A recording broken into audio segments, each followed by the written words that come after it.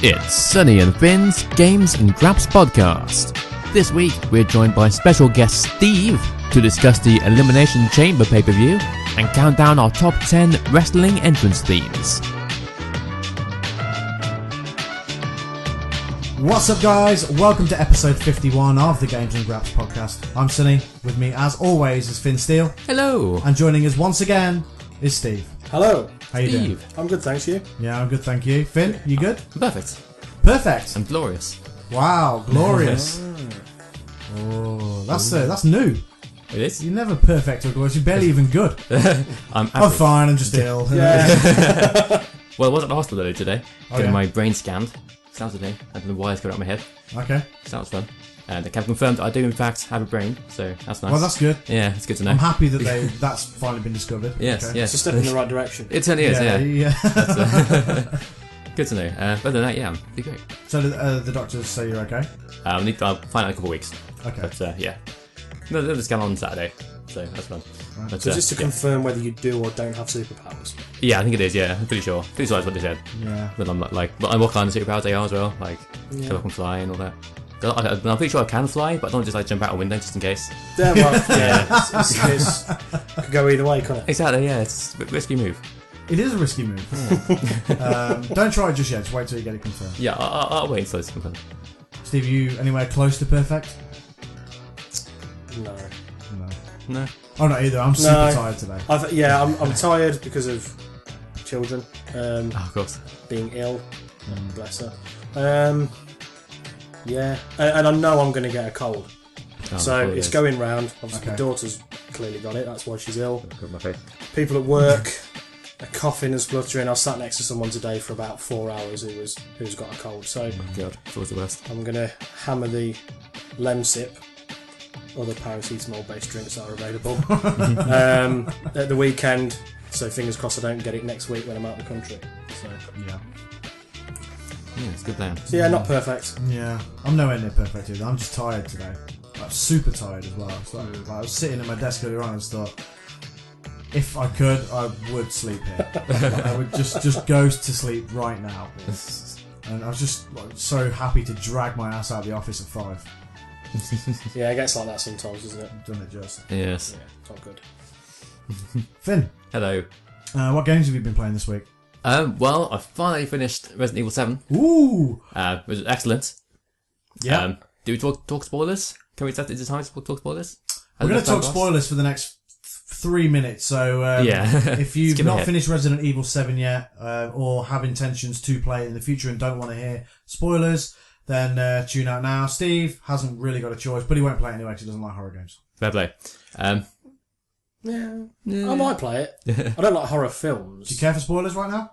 I'll go for it. I'll probably forget anyway. Okay. Yeah. So, the ending, when you find out who the girl is, I won't spoil, just in case. But that was a cool moment. Rejecting it with that stuff, with the serum. Sort of final boss fight was a bit of a letdown. It gives you all this ammo and all these healing items, and then you barely use any of it. Yeah, Which is I know. a shame. But it looks very cool. Just cinematically, it looks amazing. Yeah. And then when you get rescued at the end by Redfield, who could be Chris Redfield, but looks nothing like him. Maybe just a code name, who knows? Mysterious. I thought that was very cool. And Yeah. and they did also there's going to be a free DLC called Not a Hero coming out in spring sometime. With Which starring, stars said Redfield. yes, that's interesting. Looking forward to that. I don't think it's Chris. No, I don't think so. Reason being is because there's an animated film coming out, Yes, that's the same thing. and it has Chris and Leon in it, and Chris looks like Chris from 5 and 6. Yeah, exactly. So I think it's some sort of code name. Also, it's like Umbrella and Umbrella's bad guys.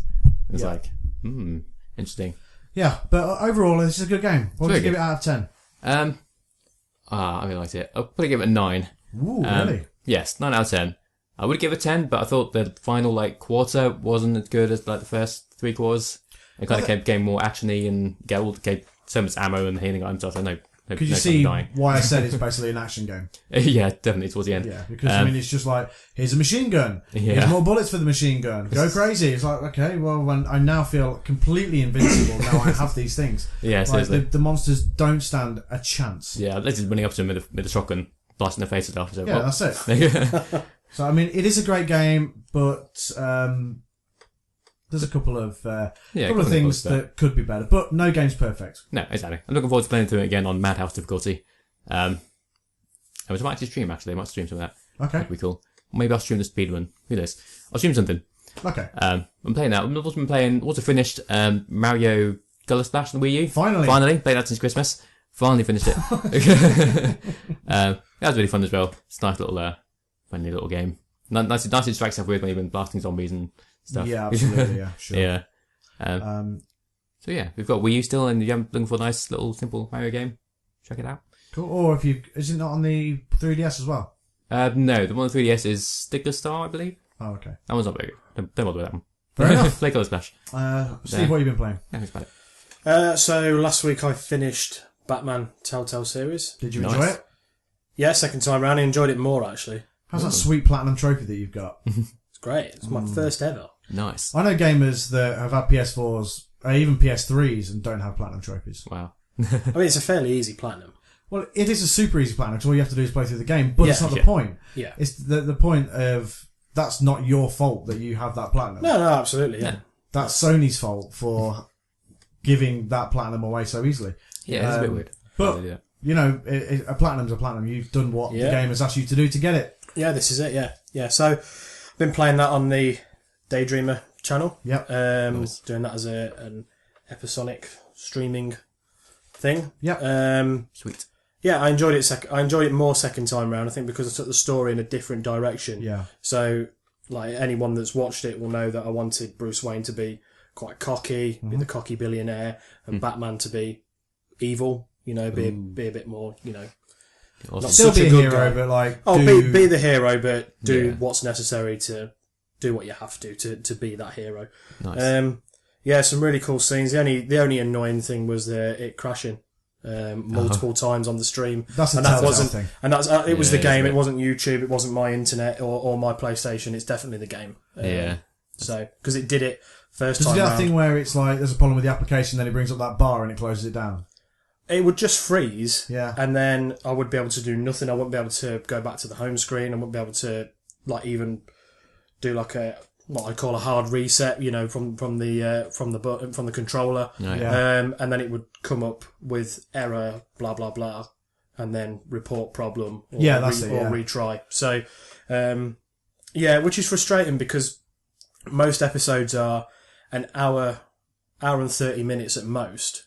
Yeah. So ideally, if you're streaming that, you want to be able to do that in one stream and have it as one video on YouTube. Yeah, yeah. Not have an hour and a half spread out over 3 parts because it keeps crashing. Yeah. So it's like- that is the only sticking point with that game. But I would quite happily play through it again and try a different thing. You know, maybe doing something where you only press the circle button or only press square or something, just to see if it took it in a Ultimately, you end up in the same place. Of course, yeah. You know, it funnels you in basically into the same place. It does, but at the same time, I mean, you got a completely different run through the second time round. Yeah, I did, the first time round. Yeah, It's yeah. like, obviously, again, spoilers, but if you don't know Harvey Dent turns into Two-Face by now, My God. you probably shouldn't play the game anyway. But, obviously the first time you opted to save Selena as opposed to Harvey. No, the first time I saved Harvey, I not saved Selena. Harvey, yeah. And he still turns into Two-Face, but not in appearance. but not in a physical way, in his mind. Interesting. Which still happens anyway. Yeah. But then the second time, when I played it, I saved Selena. The way he becomes Two-Face in a physical aspect is a light falls on his face, burns his face, which looks pretty cool actually. It's awesome, on the game. The only bad thing is the crap mask that he wears. Yeah, I don't know why he wears that mask. I think it looks stupid. It looks ridiculous. But you know, so then he became Two-Face in a physical and a mental one as well. Awesome. And there's a bit where you get the choice to either go to Wayne Manor or you get the choice to go to It's the Wayne Corp. Is it to the? It's to the building? isn't it where you can either go to like the You face like a Cobblepot. ceremony or something like that, isn't there? Yeah, you either go and confront Cobblepot or you go Yeah. and confront Harvey. And the second time around, I did it with Harvey, and that scene in the mansion where Alfred's trying to trying to hold them off. That is probably the best scene in the game for me. It's brilliant. It's better than the scene that you do if you choose to go and fight Cobblepot. So, really enjoyed it. Playing FIFA, so I'm going to stream FIFA this week onto Daydreamer. And I played a bit of Ratchet at the weekend. How are you finding Ratchet? What do you think to it? I enjoy it. I really enjoy it. It's one of those, but I want to play it consistently. Yeah. Rather than do an hour, not touch it for a month, because I'm going to just lose the flow then. Yeah. But it's just cool. It's really cool. The graphics are incredible. That's insane. Yeah. The story's good. It's funny, like I've said before. So yeah, I really enjoy it. Absolute bargain as well. What I paid for it. So. Yeah, it's a steal. I mean, it was a steal when it was full price. Yeah. And I paid £13 for it in the sale. So yeah, it's ridiculous. And I would. I think you've said it before on the podcast. You wouldn't begrudge paying £40-50 for it. No, you wouldn't. No. It's a full retail game. Yeah, absolutely. But as a budget game, and it's they took a risk doing that, and I think it absolutely paid off for Insomniac. So I hope they bring more Ratchet and Clank games out. Just because the film bombed and was supposedly not very good, the game was really superb. So they should carry on with that for sure. For sure. There's life in that franchise anyway. I mean, they're a PlayStation mainstay. I would suggest, as far as mascots are concerned. Yeah. Is that it? Or is that what you've been playing? That's pretty much it. Yeah. Okay. Yeah. So I probably won't be doing much gaming the next week or so. Fair enough. Out of the country and all that. Of course, yeah. All that stuff. I've been playing For Honor, which is the new online multiplayer game from Ubisoft. Yeah. Basically, what it is, you can either pick Samurai, Knight, or Viking. And it's basically faction wars. Yeah. There is a story to it, but not really bothered about it. I'm mainly in it for the online multiplayer. So there's different ways you can do it. It's like capture the flag mode. You can do 1v1, which is very cool. And it's just a really fun game. And it's one that I hope does really well. Yeah. Because like Steep, and I think I mentioned this before, it's something that's very ambitious as far as Ubisoft are concerned. But they are trying to do different things, and I just hope it pays off for them, because it's fine bringing out Assassin's Creed and all that and Watch Dogs and all these tried and tested franchises, but when you try something brand new and Steep, I don't think paid off at all. Yeah, which is a shame because it's really good. But this, I think there's life in this. I think people will buy it and play it. Yeah, people have been very positive about it. Yeah, I wasn't the biggest fan. I played it for a little while and thought, it's not for me. But I could definitely see, it's taking off and being popular. Yeah, I mean, me and Denzel played it on the Saturday morning show, and he wasn't sure of it on sort of the first couple of matches. Yeah. And then we just started to get really into it, and we started doing really well and figuring out how the fighting works, because it's quite realistic as far as the fighting goes. Yeah. Especially with the one-on-one standoff situations. The three styles are very unique. They're not the same in any way at all. And I think it just makes for a very interesting multiplayer game.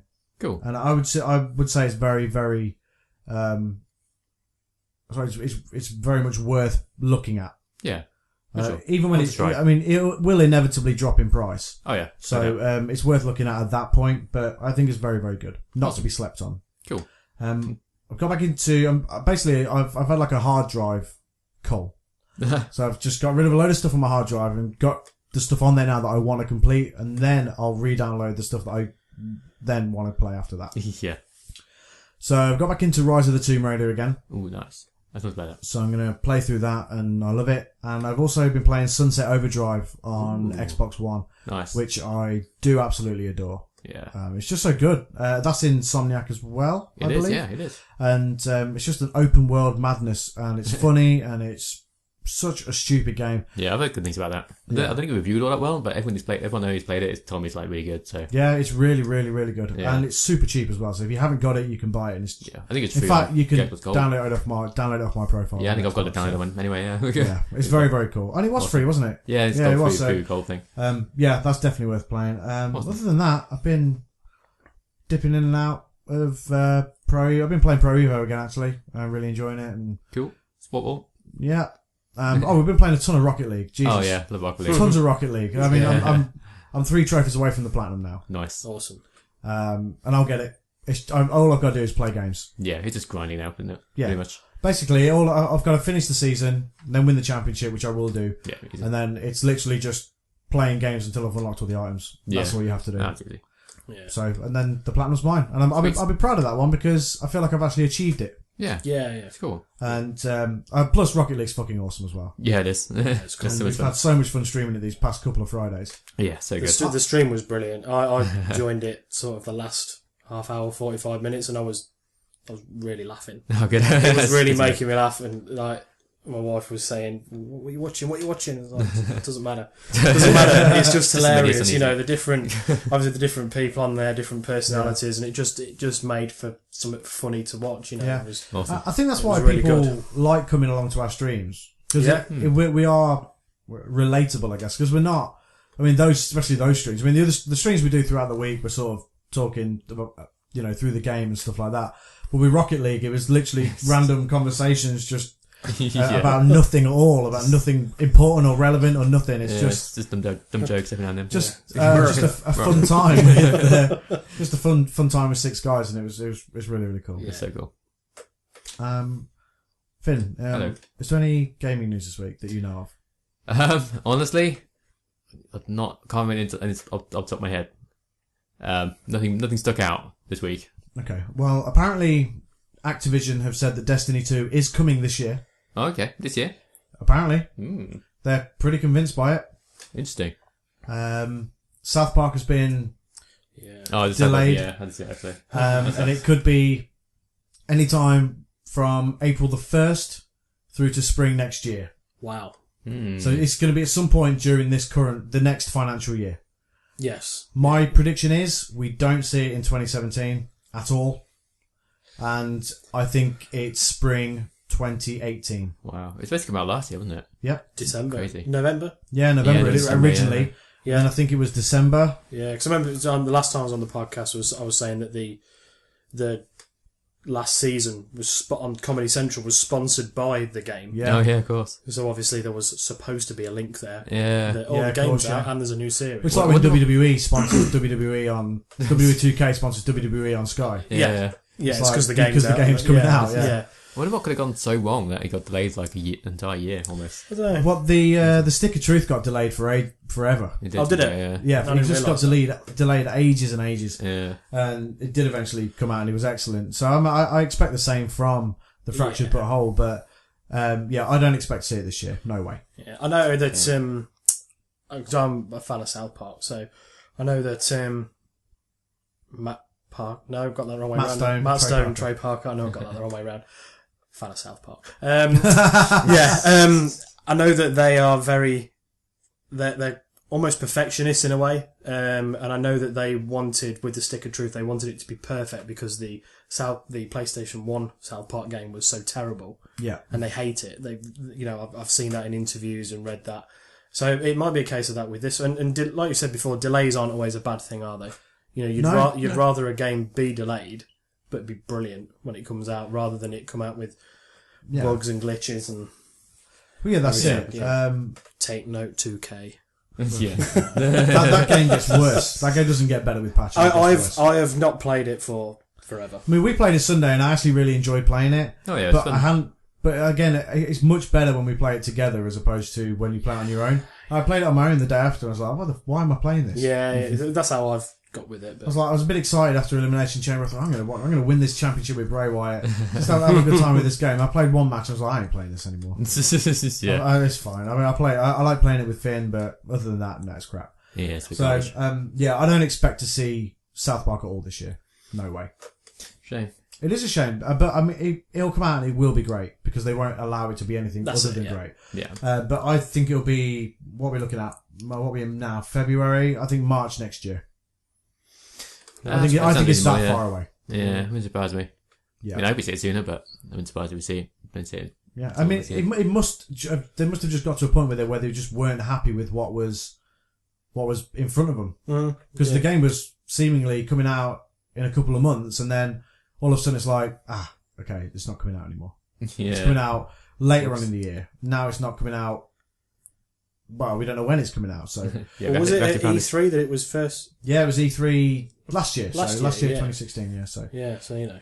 We found this game-breaking bug that explodes your console. Whoops. yeah. Destiny 2 is an interesting one. I mean, obviously Activision and Bungie would have been working on it for a while, although they seemingly keep working on Destiny because a new patch came out today for it, I think, or yesterday. So Destiny 2 is an interesting one as to whether it will or won't come this year. Yes. I wonder if you keep your same character from the No, you first don't. game. You don't? Oh. No. Well, that's a very good thing for people like me who dropped out after a little while. Yeah, but again, it's easily, you can easily pick it up again. That's true. It's like that they want the new one to be more accessible to new players as well as experienced players. Yeah. But I think it's very accessible anyway. I don't think it's a difficult game to pick up and play. No, I know the At all. raids are like impossible unless you have like a Oh, raids are hard unless Yeah, you've got an actual team of people. yeah. But I mean, the story, the strikes, I don't think are particularly difficult No. because it matchmakes, Yeah. which I think is what they should have done for raids instead of you making you have a fire team. Yeah, that's a bit dumb because it's like I remember when I used to do raids, there was a website literally just match makes for you to find people for you. Yeah. That someone made, and we were able to go and get through it just fine.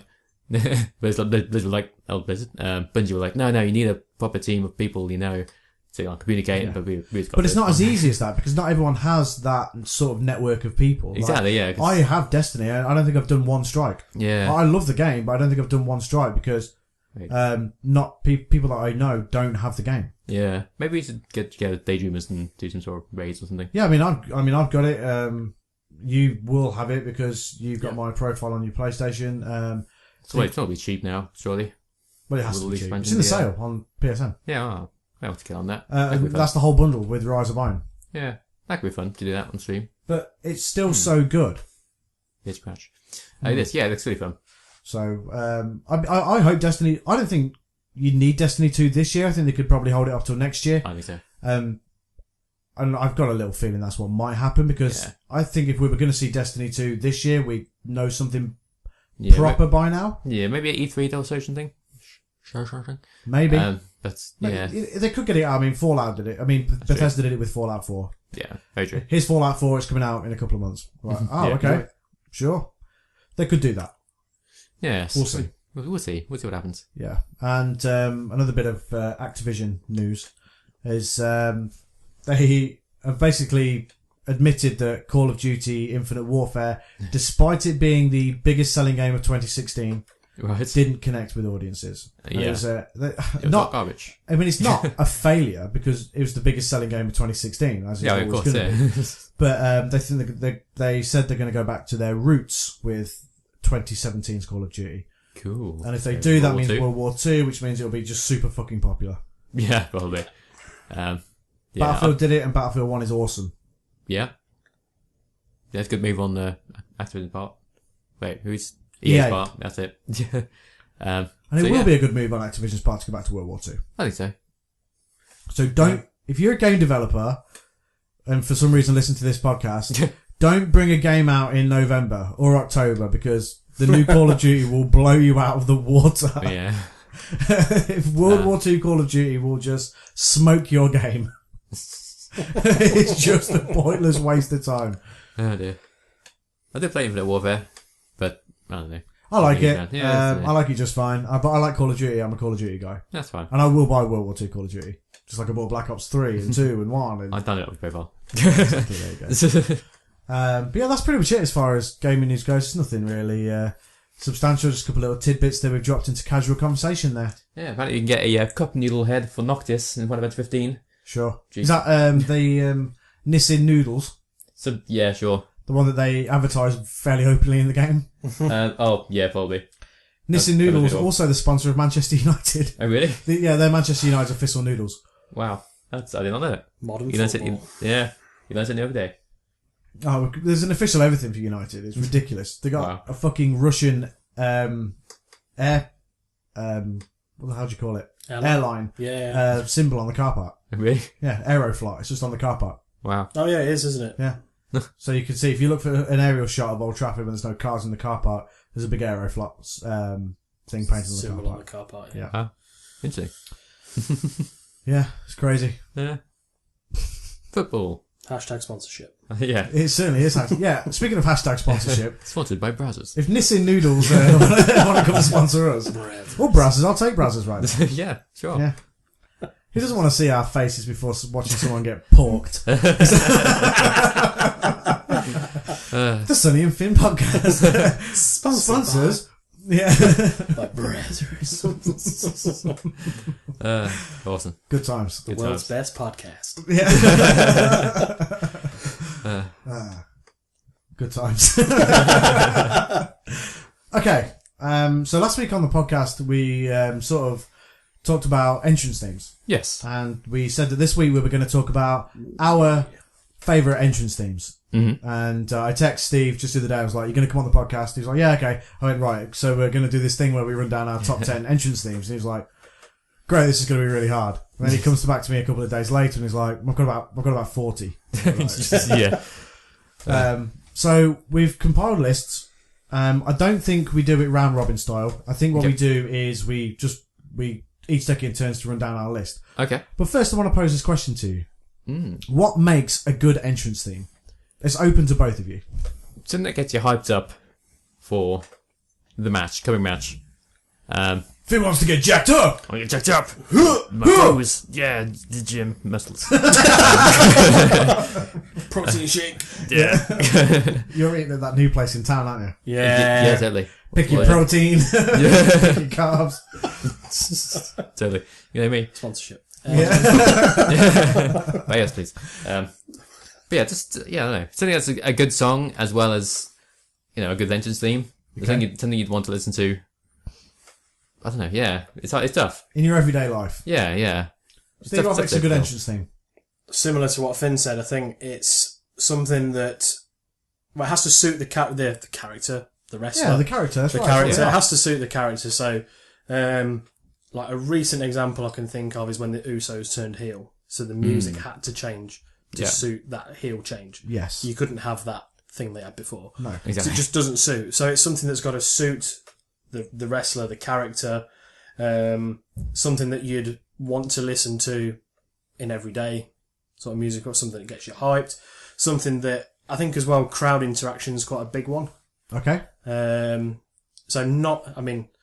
Fandango, for example, you wouldn't listen to it as a standalone. It's not going to go down as one of the greats, but people get involved and people get into it. And it was number one on iTunes downloads. Yeah, exactly. Yeah, so it's all of those things, and just something that's memorable, something that's got a hook, something that's catchy as well. Something you're going to remember for a long, long time. I mean, Yeah. I mean, there's entrance themes from the 80s that are still great now. Yeah, absolutely. Yeah, I think both of you are, combined are absolutely spot on. I think it has to suit the character, has to be a great song as well as, a great entrance theme as well. Yeah. And I'm with the two of you. So, Steve, as our guest, run down your top 10.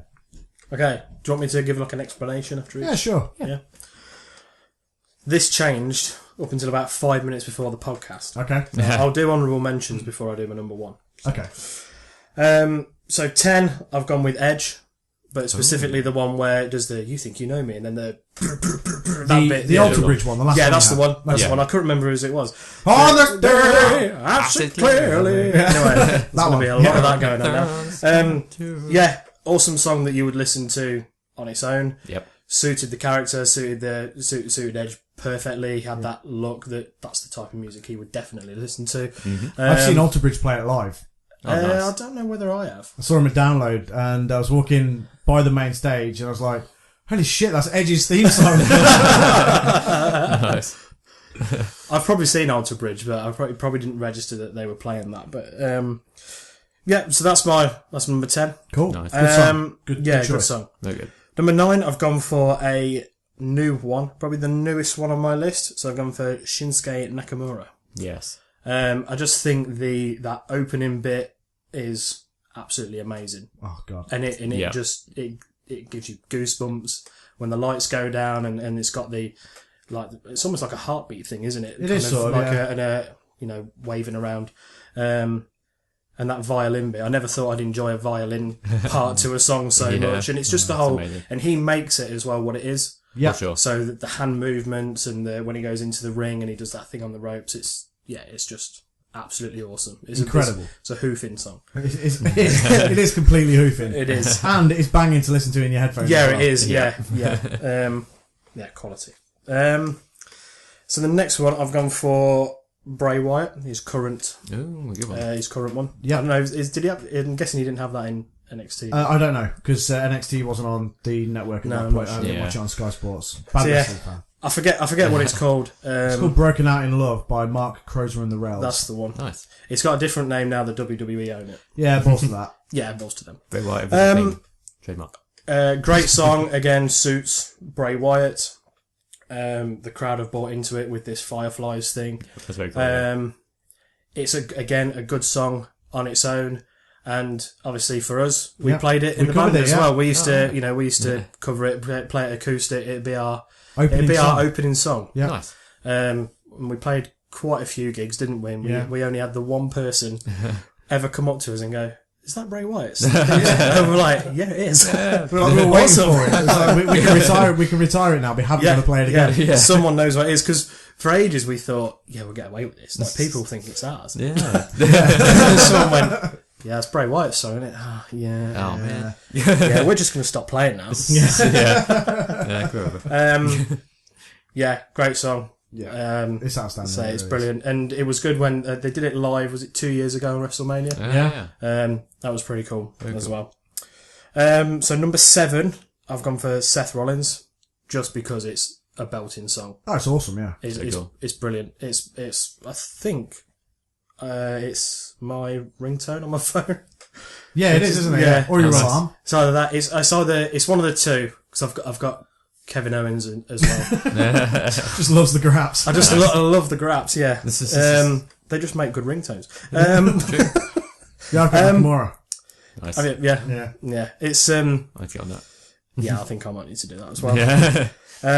Yeah. Great song, and it works. It works for Rollins in both his heel and babyface form. As well. It does. Yeah, Because again, it suits him in terms of, you look at Rollins and you think that's the sort of music he would listen to. Oh, for certain. And, whatever he does at the top of the ramp, it works as well with that, so, great song, would happily listen to it outside of watching wrestling, if it appeared shuffle on my MP3 player or whatever, or I would, wouldn't skip it. So, it's a good song. Gets you hyped as well a bit. It does, it jacks you up. I think for me as well, like when that music hit at WrestleMania and he ran down, he cashed in, so good. and we all marked out. We did mark out. We absolutely marked out at 4:15 in the morning.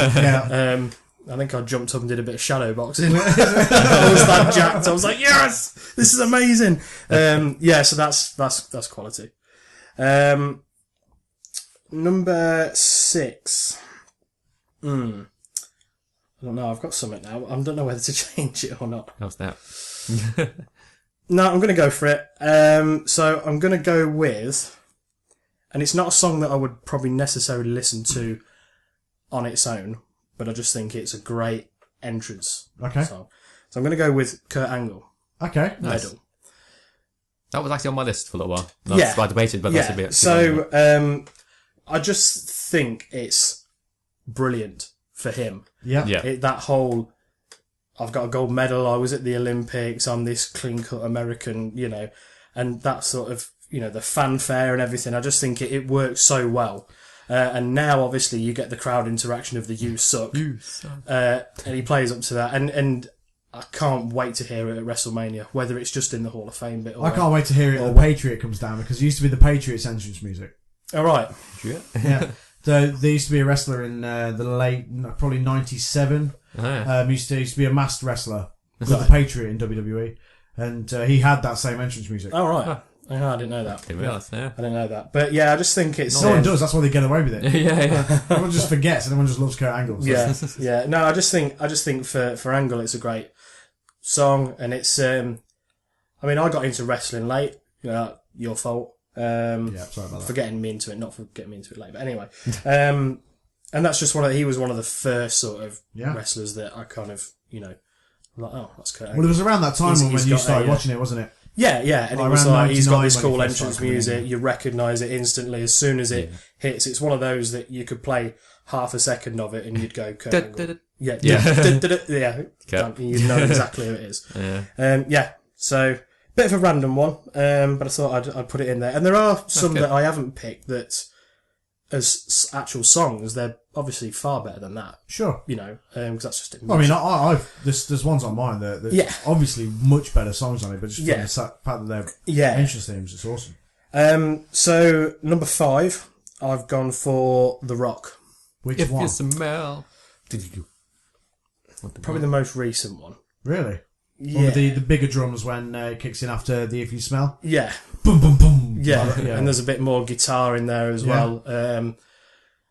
Just because, again, it's that instant, it's that recognisable. That's The Rock. It's awesome. And it's The Rock. And as soon as the crowd pop, wherever, when that music hits, is insane. Yeah.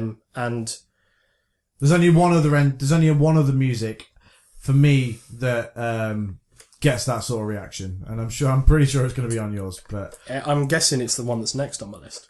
But yeah, it's The Rock. It's amazing, and I was umming and ahhing whether this was going to be in my top 10, just because there are so many different versions of that. There's a slowed down version. There's one where he's talking more in it. my favourite. So I didn't know whether to put it in or take it out, but as a whole, it's good. My favourite's the one from around '98 when he was in the Nation. Yeah, it's a bit slower, isn't it? Yeah, It's, he actually says, "Do you smell what The Rock is cooking?" at the beginning of it, and then it kicks in. And the Nation had the same music at the same time, so it's not the "We Are the Nation of Domination" music. It was different music. It was like had some like funky sort of guitar. It was really cool. Yeah. So The Rock at 5. Number 4, Stone Cold. Yep. Is that what you were thinking? When that glass breaks, there is no reaction like it. No. Yeah. Absolutely nothing at all. And for me, that song, The Rock, and another one that's on my, potentially 2 that are on my Nobody in list. the world that doesn't know Stone Cold Steve Austin is, and that glass breaking either. No. Yeah, seriously. You see, like anything, it's like when Donald Trump became president, there was videos everywhere from people who don't even watch wrestling of Stone Cold stunning Donald Trump. Yeah, it's like the only man that can save us now is Stone Cold, and everyone's like, "Oh, I remember Stone Cold." Yeah, and you always see this video on Facebook that people always share. They're like, "This is the greatest ending in SmackDown history," and it's like Undertaker coming down, then The Rock coming down, then like, is it the invasion? Is it the invasion angle? It's around that time, and he comes back, doesn't he? And he just clears house. Yeah, it's awesome. Yeah. He just and that's the thing as well with Stone Cold's entrance music. That music hits and the crowd go ballistic, and even if you knew whether it was coming or not, you were like, right, shit's about to get real. Yeah, for sure. Because he would then just stomp down that ring, go straight into that ring and be like, right. Yeah. There was nothing at the top, like Cena does and all that. Yeah. It was just bang, music, and he's gone. And it was, it's just awesome. Yeah. Absolutely awesome. amazing. And there's been a few variations of that, but of Stone Cold's song as well, but I just think the classic, if he was at WrestleMania this year coming out as a, to speak or whatever, it'd be that, whatever version they use for that would probably be the one that I would pick. Yeah. So top 3, I've gone for Triple H, the game. Triple H. Okay, the Motorhead one. Yeah, the Motorhead one. Nice. I think, it's a good song anyway. It is? It I've is. heard it played on the radio. Yeah, on Total Rock, I think I played it. Yeah, Nice. yeah, I've heard it on the radio as well. And I think what makes this song more, I don't know, what's the word I'm looking for? You get more of a reaction now with that particular song because he's got the King of Kings one, Which is crap, by the way. which is crap, which Yeah, it's not great. isn't on my list, either list. Should be on anyone's list. No. Maybe Chris Jericho's list. Yeah, definitely. Yeah, that's the only list it deserves to make. Yeah. He uses that, so Triple H uses the game one now when he's wrestling. Yeah. Yeah. So That's the one that gets the reaction. and that's the one that gets the reaction, and that's what I think has made it perhaps go up a notch a little bit, in terms of like, it's the game one. He's going to come out, he's going to hit someone with a sledgehammer or so again, it's that thing of, shit's about to go down. So the number 1 played WWE song on Spotify as well. Is it really? Oh, wow. Yeah, it doesn't surprise me. Yeah. It doesn't You have surprise like me. the most played. Yeah. Like that's the top one. Yeah, Interesting. it's brilliant, and I saw Triple H live about 10 years ago, maybe longer. I don't know. Yeah, about 10 years ago, and the reaction was unbelievable. Yeah. It was so Randy Orton was there that night as well, and got nowhere near the same reaction. No. You know, Triple H. and, Everyone slates Triple H, but everyone loves Triple H. But you know what? When I was younger, when I first started watching wrestling, I hated him. But now I realise, as I've got older and, you know, whatever, you realise that actually me hating him means that he was so convincing. Yeah, exactly. Yeah, he did his job, yeah. Yeah. And it's just that whole thing of him, you know, spitting water and all of that. It's just awesome. It's just brilliant. The only one that came close to that, and I was umming and ahhing, is the one that is, well, it's Triple H / China. It's the time is now, because that's amazing as well. That didn't make my top 10, but it's in my honourable mentions. So Cool. yeah, Triple H the Game, number 3. So number 2, these next two they swap round about 4 times, but I've gone with this. So number 2 is a song that I think just sums up the Attitude Era, and it's D-Generation X. Yep. Interesting. I just think you hear that start bit, the video that goes with it. It's all like, you know, it's green and black, and you've got strippers, and you've got all sorts. You've got tanks, and all that good stuff. All that great stuff. Tanks and strippers. That's what we want. So you've got, and that song, just like you hear that song, which by the way is definitely the podcast name this week. Tanks and Strippers. Yes, we've got it. Nice. That song, just for me, I mean, yeah, you could say Angle, Rock, Stone Cold, Triple H, but that D-Generation X song for me is the Attitude Era, and it's a great song. Yeah, because it is a great song, because it's the whole Monday Night Wars thing as well. You know, those that invade, you know, with them invading WCW, and that's just automatically what you think of. It had the catchphrase as well, you know, the whole DX thing. Brilliant song. That's actually, I've also got that on my phone as one of my notifications or something like that, alarm or something. So yeah, it's a great song.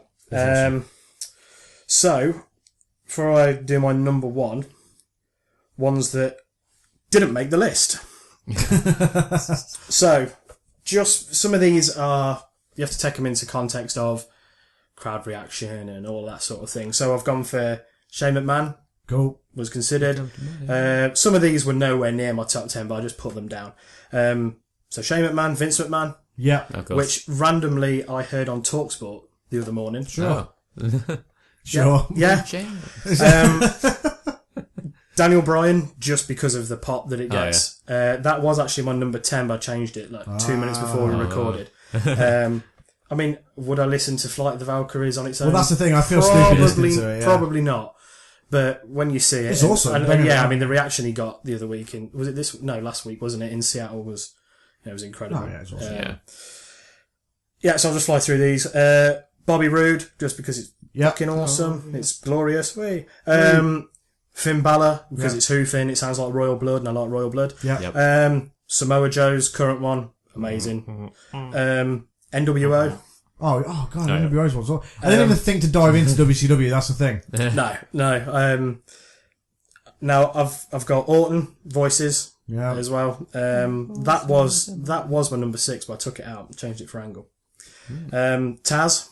Oh, Taz has got a good one. Yeah. Kevin Owens, Goldberg, Batista, both Cena songs, both Sheamus ones, which you were surprised at when I said that earlier. I think there's his latest one's brilliant. Yeah, his latest one's awesome. It's really good. But I do like the other one. Just shame for that. I think it's good. Yeah, I don't. I just don't. The Triple H China one, which I mentioned. I quite like Evolution as well. It was a good song. Yeah. Bret Hart, Warrior, Hogan, Jericho, Sami Zayn, Brock Lesnar. It's not bad as a standalone song. That's changed over time as well. Yeah. AJ Styles. Brilliant. Really good. Paige as well, because I think for a Divas song, it's really good. Divas! Yeah. Sorry, women's wrestling song. Divas. RVD as well. And this one technically isn't an entrance music, but I wanted to talk about it because you will relate to it, Sonny. So, WrestleMania 17. Oh, is it going to be Limp Bizkit? Yeah. My Way. I hear that song and I instantly think... Yeah, I think of it. And I just think of WrestleMania and I think of the ending to that WrestleMania. So at the end of WrestleMania when they do they put together a quick highlights package. don't they? When it finishes, they play quick highlights packages, and that ended with Austin shaking Vince McMahon's hand. And I just remember me, you, and whoever, we were probably around Goodwin's house, just looking at each other like, what has just happened? Yeah, that's cool. Like, what? I think, and it's that song. When you hear that song, I just instantly have stunners and handshakes and chair shots going around in my head. It's crazy. So, although technically not an entrance song, I thought I'd put it in there just because I'm with you. Yeah, it links to wrestling. Yeah. Absolutely. I'll always associate it with WrestleMania 17 now. Yeah, me too. For sure. Awesome pay-per-view as well. Incredible. Absolutely amazing. Except for the gimmicks battle royal that would be right at the beginning. That's could do with that. It's funny, like, it's got Repo Man in it, that rules. Triple H Undertaker. Wow. Anyway, so my number one. Oh yeah, shit, you haven't done number one. No, so my number one, drum roll, is CM Punk, Cult of Personality. Of course. Just because, as a song, I think it's absolutely amazing. Yeah. I just think and it works so perfectly for him as well. It works perfectly for him, but for me, even if it wasn't if it wasn't a wrestler's entrance music, I would still think it's a brilliant song. Yeah. And I will admit, I hadn't heard of it until I heard. I hadn't either. But it's a song that's. In fact, I knew the song because it was on Rock Band, I think. Yeah, I think it was on some. Yes, it was. GTA Vice City, I think, maybe. Yeah, maybe. It was on one of the GTAs. Yeah. Yeah. I don't think it was Vice City. I think it was San Andreas. Yeah, I can't remember either. It was on one of them. Yeah. It's just, for me, it's as a standalone, it is a brilliant song, awesome, and for a song that isn't a WWE original. In terms of it's a song that another band has done. Yeah. I think it's the best one.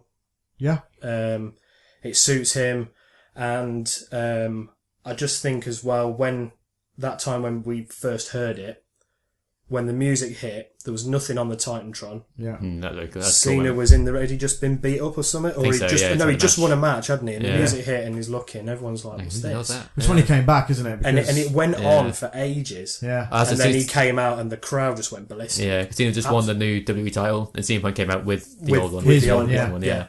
He'd only been gone like a week. Exactly. Yeah, they should have stretched it out longer. Yeah, they should have stretched it out longer. But it's a great song. Yeah, and it's one of those. It gets you jacked. Well, again, I think of it as a wrestling fan. If I hear it, I automatically think CM Punk. Yeah, definitely. And crossing over into another sport, so to speak, when he used it for his UFC entrance, that was the best part of his night. Yeah, probably. Well, because when that music hit and he started walking out, you were like, "Oh shit, this could be good," and then it wasn't. And then it wasn't.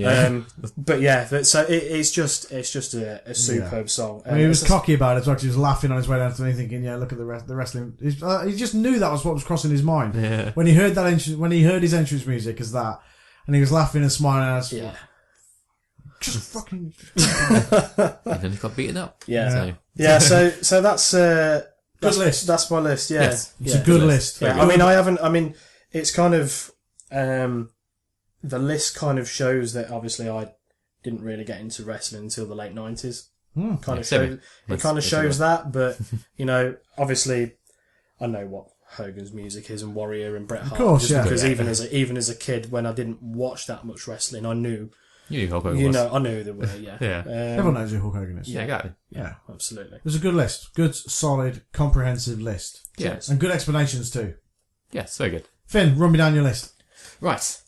Okay, let's do this. So, mine has been compiled until like 2 seconds before we start recording this. You've not had a week. Yeah. Right. I know, I've had less time than you. Yeah. I got told Monday. I was like, oh. Right, where did we get to? Anyway, so, number 10. My number 10 would be Kane's. Specifically the one with the lyrics. Okay. Yeah, the one that's actually kind of a song. Yeah, sure. Yeah, I really like that one. That's always at my head for some reason when I think of Kane. Yeah. That's his best one as well, I think. Yeah, I think so. That's what the song points to my head. Yeah, it's a good one. I forgot what it's called. Now you're singing like that. I remember it. So yeah, just cool song. Cool song, great cool song, thing. yeah. Suits a wrestler. Excellent, good stuff.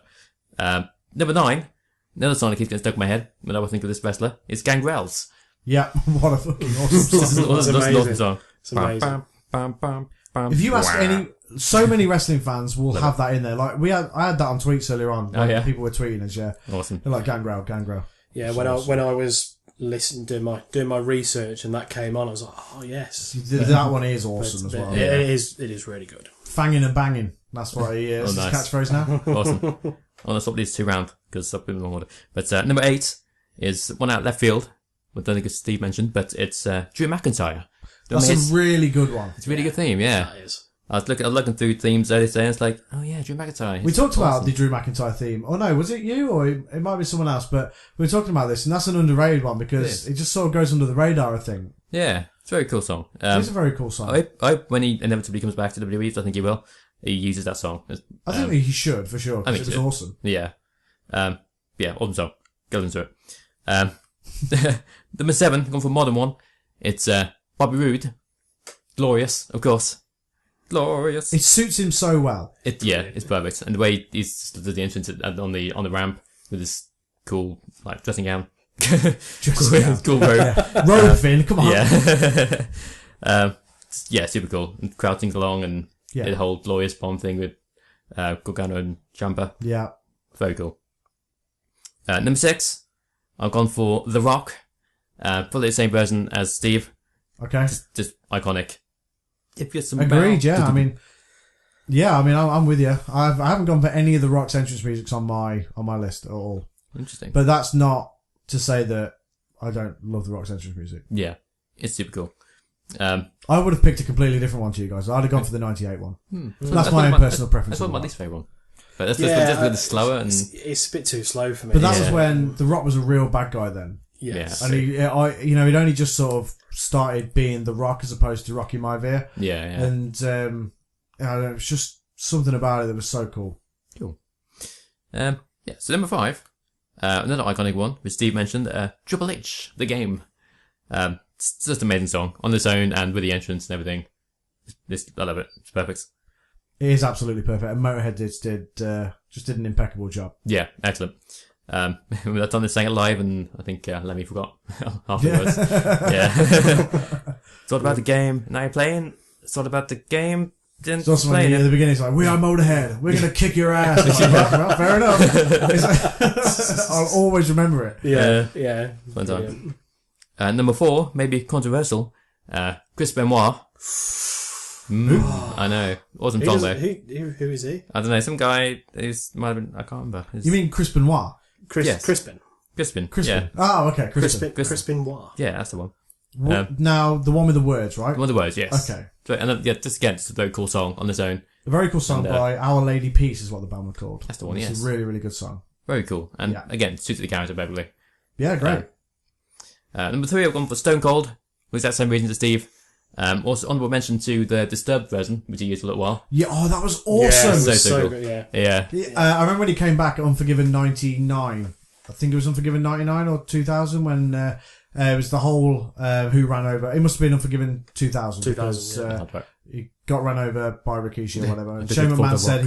he thought he knew who did it. Yeah. And obviously he blamed Steve Blackman because he was in a feud with Steve Blackman at Of the course, time. yeah. And then Austin came out and did an amazing stunner on him. Great times. Good times. Happy days. Happy days.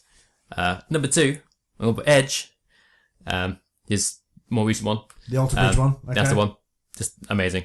Edge is probably my favourite wrestler back in the day. Okay. I grew my hair long because of Edge, which is a mistake. In those respects. But, Do we have any photographic evidence? we don't. It's not burnt to all. It's gone forever. No, I'll probably find it before I look through it. Which I wouldn't. Edge is Edge is Edge is excellent. brilliant. We were talking about, we were texting each other, weren't we, a few weeks ago about our top 10 wrestlers. Yeah. And I said, you know, I'd probably throw Edge in my top 10. I would, you know, for sure, yeah. Yeah. Awesome. Very, very cool. And number 1, I've gone for another modern one, Nakamura. Shinsuke Nakamura. It's It's perfection. It's like, I didn't know a whole lot about Nakamura before his first match at NXT. But that song on his own and that entrance just sold them on me to like instantly. It's like, right, I get it. Yeah. I get the hype now. Well, This guy's it's like amazing. the same thing. Well, Lottie hadn't heard of him before. I had because I'd watched Wrestle Kingdom in the previous couple of years. Of course. And she was like, "Okay, I'd never heard of this person," but like straight away, as soon as like she saw the entrance and heard the music, it's like, okay, Yeah, Goosebumps, just amazing. And then, honorable mentions, I got CM Punk's original theme. oh, the one by Killswitch Engage. Yeah. Loads of that's cool. And again, Yeah, it's she did it awesome as perfectly. well. That is heavy. Yeah. God, it's seriously heavy. Yeah, When he first got in this Money in the Bank, and then that was playing, that's just cool. Cool stuff. it was awesome when during that Cena match, the one where he wins it and then goes Oh, yeah. at Money in the Bank. Yeah, it was, yeah. That when that music hits and the crowd go ballistic, that is unbelievable. It's obviously in Chicago, so it's amazing. But Yeah. Cool moment. God, it was awesome. So cool. And also put Joe Goes Down on there, just because sure. he's used the same theme now since his entire career, and it's one of the few people who have. And it's just cool for that, I think. Yeah, I'm with you. And it's a cool song. Yeah, it's a good song. Yeah. And that's my briefly ran down list. Some similar to Steve's, but a couple excellent ones in there. Okay. Yeah. It's cool. Straight in at number 10 Okay. on the Sunny Hit Parade of wrestling entrance themes is The $1 Million Man. Oh, nice. Because it's just so iconic. Like, as soon as that money hits, you know it's the $1 Million Man. Yeah. And he's got his cackle in there. He's got his everybody's got to pay. Yeah, it's very And good. it's just That's very awesome. And I've always loved the entrance theme, and it's always stuck with me. And Awesome. I love it still. Number 9, I have put Cult of Personality in there. Cool. I had it at number 9 because I didn't know if I could have it because it was. I know it's a wrestling theme, but it's a song as well. Yeah, I know what you mean. But I had to have it in there because every time I hear it, I now think of wrestling and CM Punk. So Yeah. for me, it just has to be in there. Number 8, pretty much for the same reasons as you, I have Bray Wyatt, Nice. The Broken Night in Love in there because we played it and because it's just so good. And I remember when like he first debuted with that music, and instantly everyone was like, "What's that song? What is that song?" Yeah. So it was almost it made Mark Crozer and the Rails just infinite money overnight. Yeah.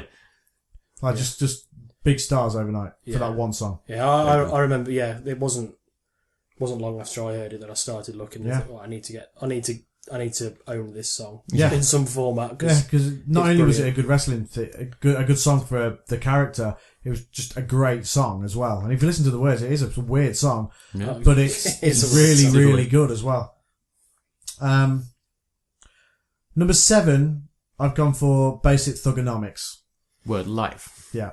When Cena first debuted that character and that song was playing, I was like, this is fucking awesome. This is like the coolest thing ever. Like, this guy who is a complete douchebag, pants-wearing, spiky-haired, crap wrestler is now rapping and doing funny things on TV, and it rules. And the song Yeah. is brilliant. Right. And he's, It's very cool. you know what, he's not a bad rapper himself, and he's he's not, doesn't disgrace himself in his music. So fair play to him. But that one over My Time Is Now, absolutely. All day. And when he came down with it, when he was feuding with The Rock, Oh, yeah. and they had he came down with Basic Thugonomics, I was like, yes. Yeah, that's cool. I'm so happy. Yeah, I think that's my preferred Cena song as well. Yeah. Yeah, I prefer that one. I mean, I like the other one because again, it's now iconic, isn't Oh, yeah. it? I think he's way past the point of him being able to change it as well. Yeah, Probably, yeah, yeah. it is. Yeah, you perhaps wouldn't want him to change it, but the Thugonomics one is. The only way they'd ever change it would be turn heel, because he'd have to. Yeah. Yeah, Maybe just get Thugonomics back. Yeah, maybe. that'd be brilliant. Yeah. Number 5, I've gone for Gold Dust. Ooh, Wow. interesting. There aren't many, in my opinion, better instrumental entrance themes than Gold Dust. From that, especially from that era. Like, you listen to it and it's just like, this is so perfect, like, for him as a character. But you listen to it as an actual song, it's like, this is absolutely superb. It's just, not many people would probably go for it, but it's one that's always sort of stuck with me as an entrance theme. Like, that's why I always watch Gold Dust entrance when, like, I play him on the wrestling games and stuff like that. Just because his music's so good. I've heard it before, like when he first came in and they had the whole Shattered Dreams entertainment thing, and when he wasn't fucking around with R-Truth and all that. Oh, God. Like when he Golden Truth. when he was real Gold Dust, when he, when he was doing something that was meaningful. Yeah, we had a wig and all that. That heel character with that music. Yeah, it's so cool. Perfect. Yeah. Yeah, really good. Number 5, I've gone for Gangrel. Nice. Same reasons as you. Yeah. It just rules. Bow, bow, It's like, bow, bow. it's just everything. You listen to it in headphones now. Like we didn't have the luxury of impeccable headphones back in the day. Yeah. But I was listening to it probably this morning, and it's just like, it's just so good. Yeah, it's super cool. I know I'm going down that sort of route of saying everything is so good, but they just are. They're just That's why on the list. Not so good. not the most high profile of wrestlers, but have one of the most iconic entrance themes probably ever. And if you ask most wrestling fans, they would absolutely say they loved it. Yeah. It's one of those as well that if say he came back at the Royal Rumble or something, that'd hit and people would go mad. Yeah. And they would, and you'd straight away, if you're watching it with your mates, you'd go, oh shit, it's one of those. To be honest, we could probably go to Beverly Civic Hall and watch Gangrel wrestle, and he would have that entrance music. Awesome, let's do it. Yep. Probably get to meet him after as well. It'd be amazing. Number 4.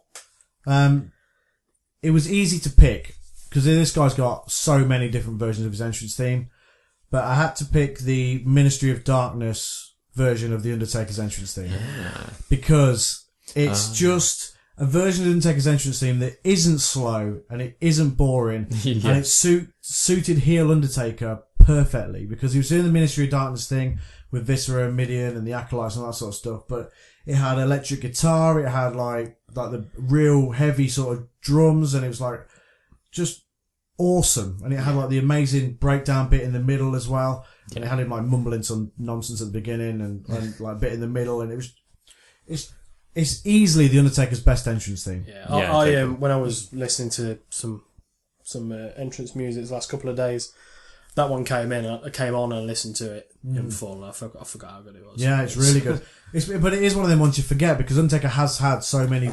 He had some bad ones as well. He's had some very bad ones. I mean, he obviously had the normal, the Death March one that he has right now, and even more of a stripped back version of that when he first came in. Yeah. He had Rollin' by Limp Bizkit. He had that other American Badass one. Oh God! Yeah. You've done it now. Oh, I forgot. Yeah, that one. Which in hindsight isn't American Badass. Oh yeah, American Badass as well. Yeah, of course. Yeah. Oh yeah. Great song anyway.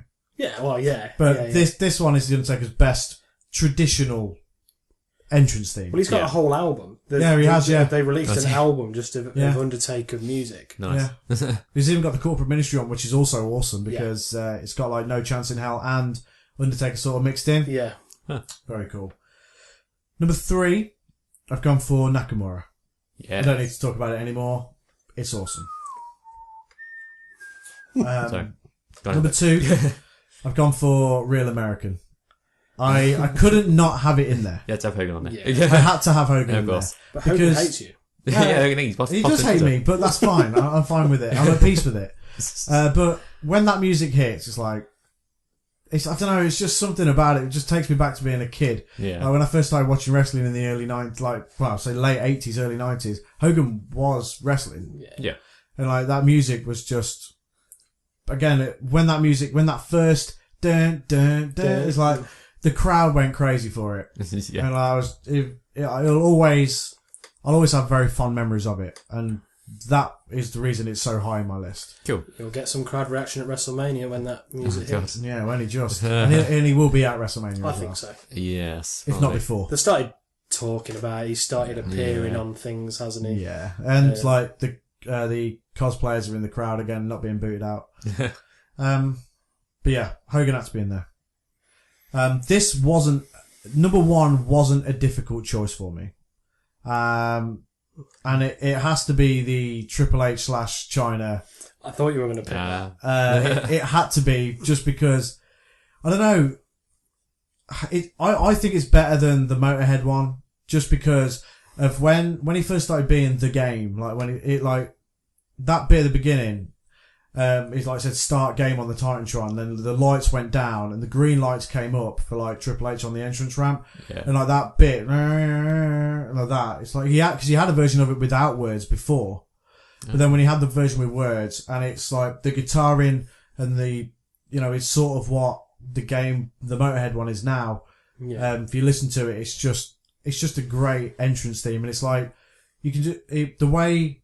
Like when he used to spit the water out on the ramp and stuff like that, but same as he pretty much does now. But I just feel like it worked so perfectly with that, and it suited the time as well. The time when he had that music, and it's just.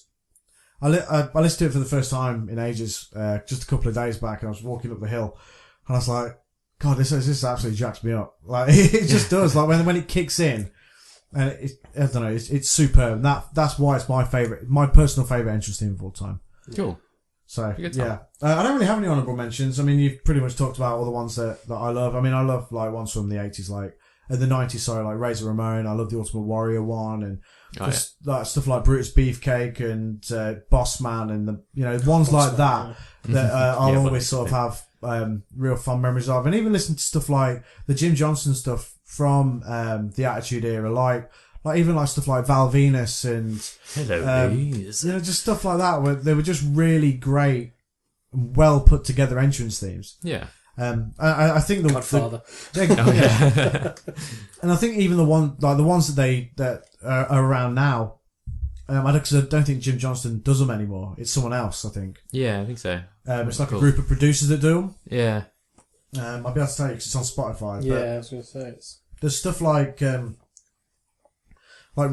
Roderick Strong entrance theme and TJ Perkins, and even like Mustafa Ali and stuff like that. I mean, I think maybe Jim Johnston does still do a few actually, because I've noticed he's got a credit on Stephanie's actually. Oh. Yeah. Oh, CFO $. That's the one. I'm just looking at Alexa Bliss's old entrance theme now, which is also very good. But there's, entrance themes have actually gotten better now. Like they've picked up. The NXT ones are really good. Yeah, the NXT ones are amazing. Yeah, really, really good.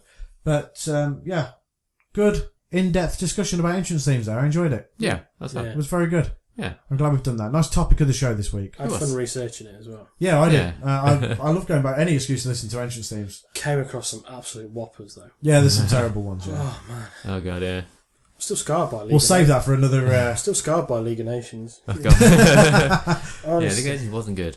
No, it was terrible. Bad faction, bad music, bad everything. Bad time for wrestling. Just bad time. Yeah. Yeah, we will have a top 10 worst entrance themes episode in a few weeks, maybe. Yeah, good idea.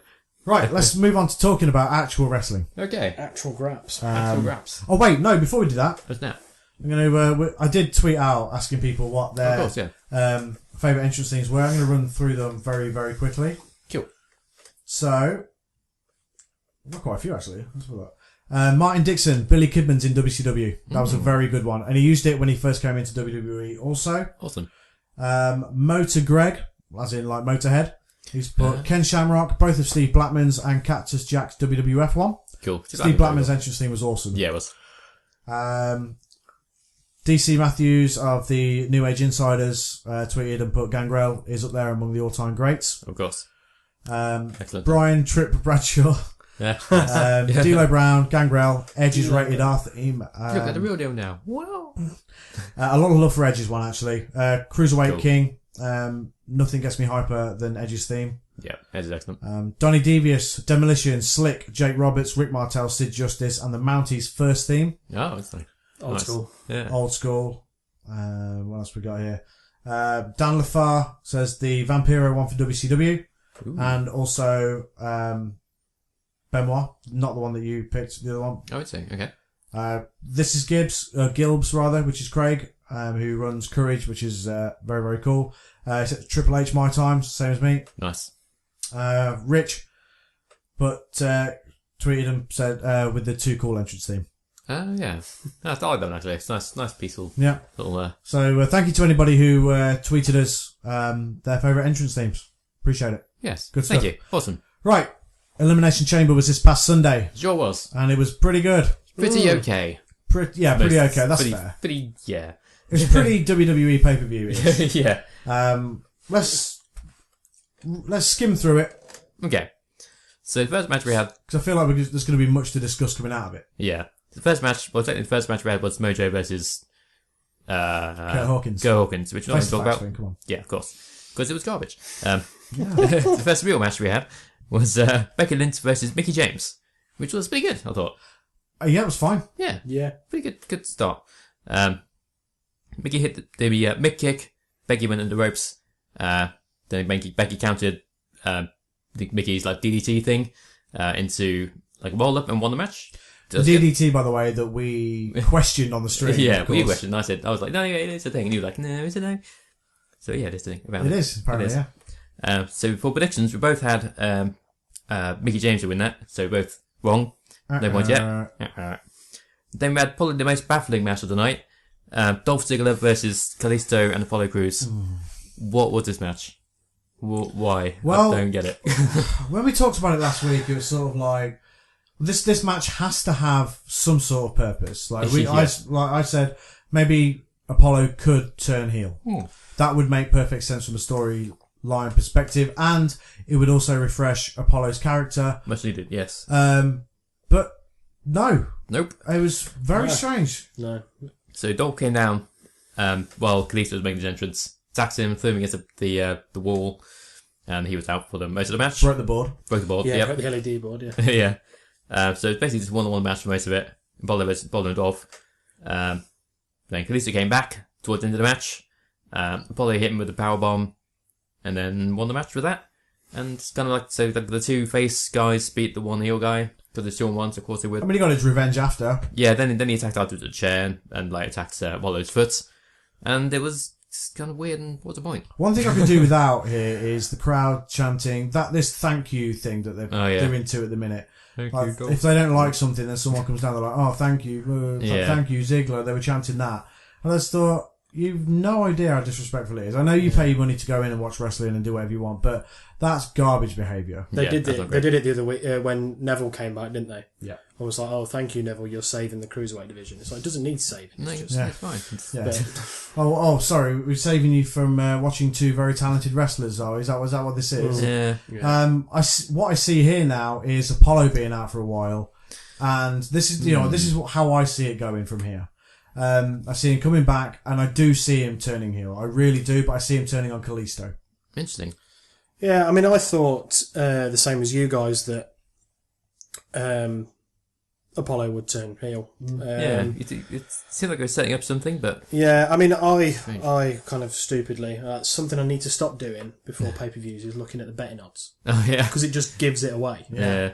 So I knew Ziggler was going to win, even up until midnight, because I was still awake. I thought, I'll have a quick look just before the pay-per-view starts. No change. So I thought, right, Ziggler's going to win, but it's still, Cruz could still turn heel. Yeah, absolutely, yeah. So I know you guys had it as I can't remember how did you have it actually? We basically had it as Cruz turning on Kalisto and then basically beating him down. Yeah. And then Dolph winning the match. Yeah, and Dolph winning. Yeah, I do see now Cruz turning heel on Kalisto when he comes back.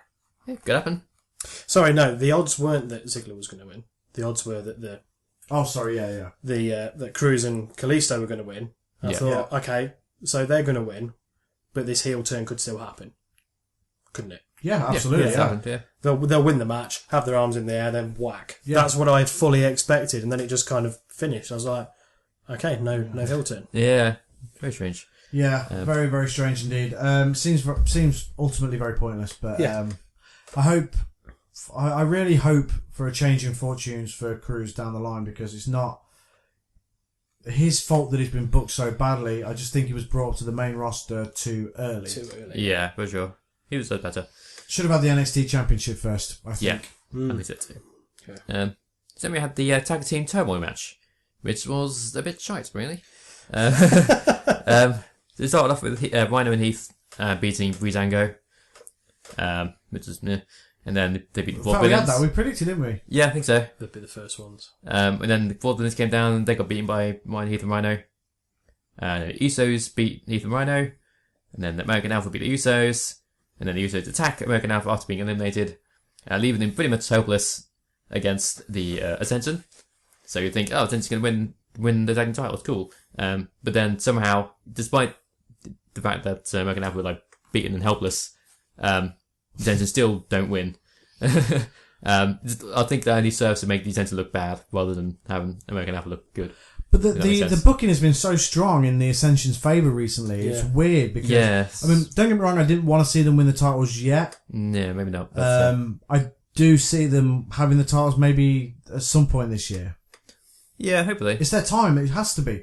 Otherwise, don't have them there. It's a fucking waste of time. Yeah, but yeah, that's made it look really kind of crap because Yeah, what a full strength Ascension versus a beaten and broken American Alpha, and they still don't win. Exactly, yeah. It's dumb.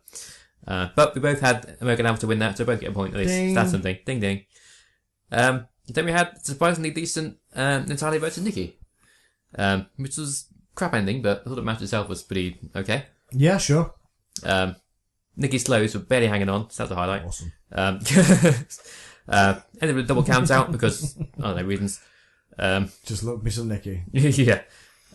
Also, the weird thing I noticed they called the SDF a fearless lock. It's an SDF, guys. It's usually because of Cena. Cena's called it the SDF. The fearless lock is so unimaginative. I know, it's like the Emma lock or the Asuka lock. Yeah, it's just so crap. It's like, come on. It's an SDF, for God's sake. Ugh, dumb. Yeah. But yeah, neither of us get a point because shenanigans. It was also when it was called the STFU when Cena used it, but then you Yeah. can't use FU anymore because it's not PG. Oh, yeah. Bull. Yeah. So yeah, that was the thing. I think we had probably the match, probably the second best match of the night. Randy Orton versus Luke Harper, which was excellent. I thought Luke Harper came across very well, despite losing. Do think he should have won, maybe? Yeah. Because Randy Orton's going to WrestleMania anyway, despite whether he wins or loses. But it was a very good match. Showed off everything he can do. And, yeah. Cool. Yeah, I thought it was good. I mean, I'm a fan of Luke Harper anyway. Yeah, me too. I don't think Randy Orton... I understand why Randy Orton did win, but I don't think it would have hurt him to not win. Exactly, yeah. Would it help Luke Harper more than it would have hurt Randy Orton? Yes, you're right. Yeah. I'd go with that. Yeah. So that's like a between match thing. Natalia once again attacking Wait, Nikki. predictions. Oh, right, yeah. Predictions. So you had nobody would win for some reason. I had Harper would win, so neither of us get a point. Well, it could have ended double count out like it could Nikki have, versus Natalia did. It could have. But didn't. Yeah. So neither of us get a point. It's still 1-0. Then between matches, we had Natalia once again attacking Nikki backstage. So this is going to drag on. Yeah, it needs to finish now because it's been going on for ages and ages, and it's like... Yeah. Okay, we get it now. We've had your backstage brawls. You've had your match. It's time now to not. Oh wait, this is leading into the Maurice submitting Maurice for the covering Maurice in makeup. Yeah, because there's a rumor going around that a match at WrestleMania is going to be Cena and Nikki versus The Miz and Maurice, which would be terrible. I don't think it'd be terrible as a match. I'd rather see Cena versus Miz. It's terrible as a concept. I mean, Maurice isn't a bad wrestler. I mean, she was the Divas champ. Divas. She was the Divas champion, and you know, she was a fine wrestler. Yeah, it's just a weird. There's better things for both, all involved for. But it's better to have that one match than maybe two separate matches. Maybe. I don't know. It's weird. Well, see, is it? I'm quite interested in seeing Maurice wrestle again. I have to be honest, I am. But I guess it. I do think there's better things that, you know, maybe Miz and Cena could do, but looking at how things are going, they're both going to end up in the mid-card anyway, because it looks like the main event scene has sort of already worked itself out, so... Yeah. So that pretty much confirms that this match is going to happen at WrestleMania. All because... It's just like, we go back to the Enzo's penis thing. Yeah, it's all because... It's the same sort of nonsense, isn't it? Yeah. It's not as bad, but it's similar. You covered my wife in makeup! How dare you? Now it's bad. When you think of it. Yeah, true. Don't cover my wife in makeup, you hussy!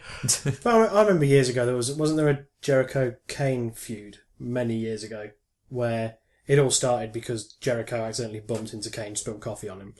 Probably, yeah. And then it was like, no, we're going to feud for 2 pay-per-views. I spilled coffee on me, dickhead. That's how it worked then. It was 2 pay-per-views and you were done. Yeah. Then you go on to your next feud. Yeah. But, no, well, yeah. It's going to be a thing, isn't it? Yeah. It certainly is, so we might as well just enjoy it. Yeah. Yep. May as well. The worst part about this Nikki and Natalia feud is that they've done all this scrapping on the floor and no boobs have fallen. Yeah, that's a shame. Yeah, no boobs, no glory. No nip slip, nothing. Yeah. Dear. Shame on you, WWE. Yeah. Surely Vince McMahon was sort of a big advocate for that sort of thing as well. You'd think so, wouldn't you? You look like you're about to do the voice. I was going to, but I'm going to have to. I'll leave it. So then we had Alexa Bliss versus Naomi for the SmackDown Women's title. Good match. Naomi ended up winning, which is a surprise. Very. Not sure why.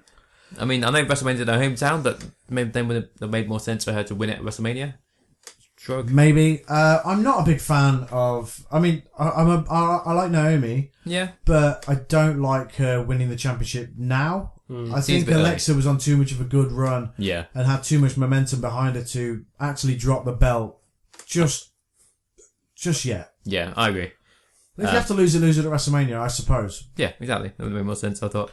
There's very puzzling things happening with the title in WWE at the minute. I'm sure Yeah, they totally. have some sort of direction that they're going in, but I mean, it's the same on Raw this week with the championship changing hands.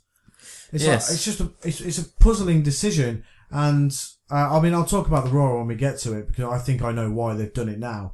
But it's a very interesting decision, and I want to see Alexa win it back because Me too. she was doing good things with the belt and looking very strong. Don't get me wrong, Naomi will have one hell of an entrance at WrestleMania. Yeah, probably. Oh god, yeah. But that's not the reason to win the title. Maybe they just thought, well, she's going to have it at some point. Yeah, just give it to now, get over with. Like I say, it just seems to have come from nowhere, doesn't it, as well? Yeah, literally nowhere. She came out randomly on SmackDown, didn't she? Yeah, she'd been away as well. She hadn't been on TV for it felt like a few weeks anyway. And then it was, I'm going to challenge for the title. Then Alexa came down, didn't she? Said, no, not happening. Then it happened, and now she's champ. So Yes. Weird one. yeah, very. So yeah, that brings us to the main event, which is of course the Elimination Chamber match itself, which was great. I thought it was probably the best Elimination Chamber match ever, probably. I thought it was definitely the best one in recent memory. Yeah. For me, at least. Yeah, It gotten a bit stale, and it needed a year off. for sure. 100%. A couple of years, they had like 3 in one night. I know. And, like a tag team We had one, like an Intercontinental IC one. title one, and it's like... Well, That IC title so one was bad. terrible. So bad. Mark Henry's chamber broke. Mark Henry's chamber broke, didn't know what to do, so Yeah. they had to... Oh god, it was... So bad. Yeah, and so if you're going to have it, have one. Yeah, exactly. One a year. And I thought it was good. I like the redesigned cell. I think it is much prettier and a lot more wrestler friendly, I want to say, than the previous one. Yeah. And it allows for better spots, I think. Yeah, I would say.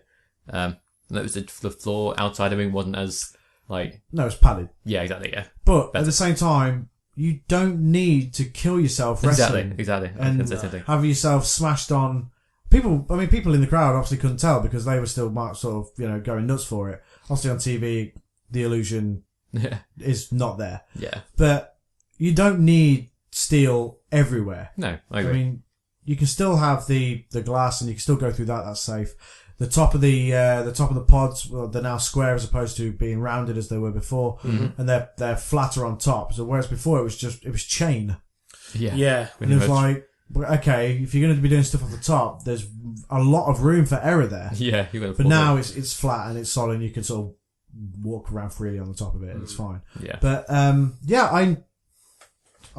impressed. I'm impressed with the new design of the cell. Me too. Yeah. I quite like the bit where I think it was Ambrose was smacking AJ's head against the perspex. Oh, yeah, so the that's camera had come. Yeah. The camera came round, didn't Yeah. it? And did that a couple of times. It looked really cool. The camera angle was brilliant. It was Super cool. You had creative guys in there. Yes. Whereas before, don't get me wrong. If you had The Rock and Cena and some of the people in there, it's like, okay, but they aren't going to push the envelope as far as The Rock's not going to take a superplex from the top of a pod, is he? Yeah. No. And but when you've got AJ and Dean Ambrose and people like that who, have worked Dean Ambrose was in CZW. Oh yeah, of course. Yeah. And AJ's obviously very innovative. I'm trying to think who else was in there off the top of my head.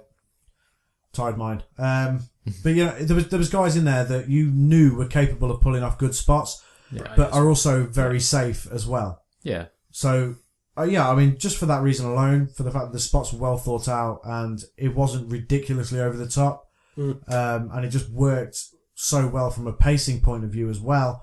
It was just a perfect chamber match, and It was.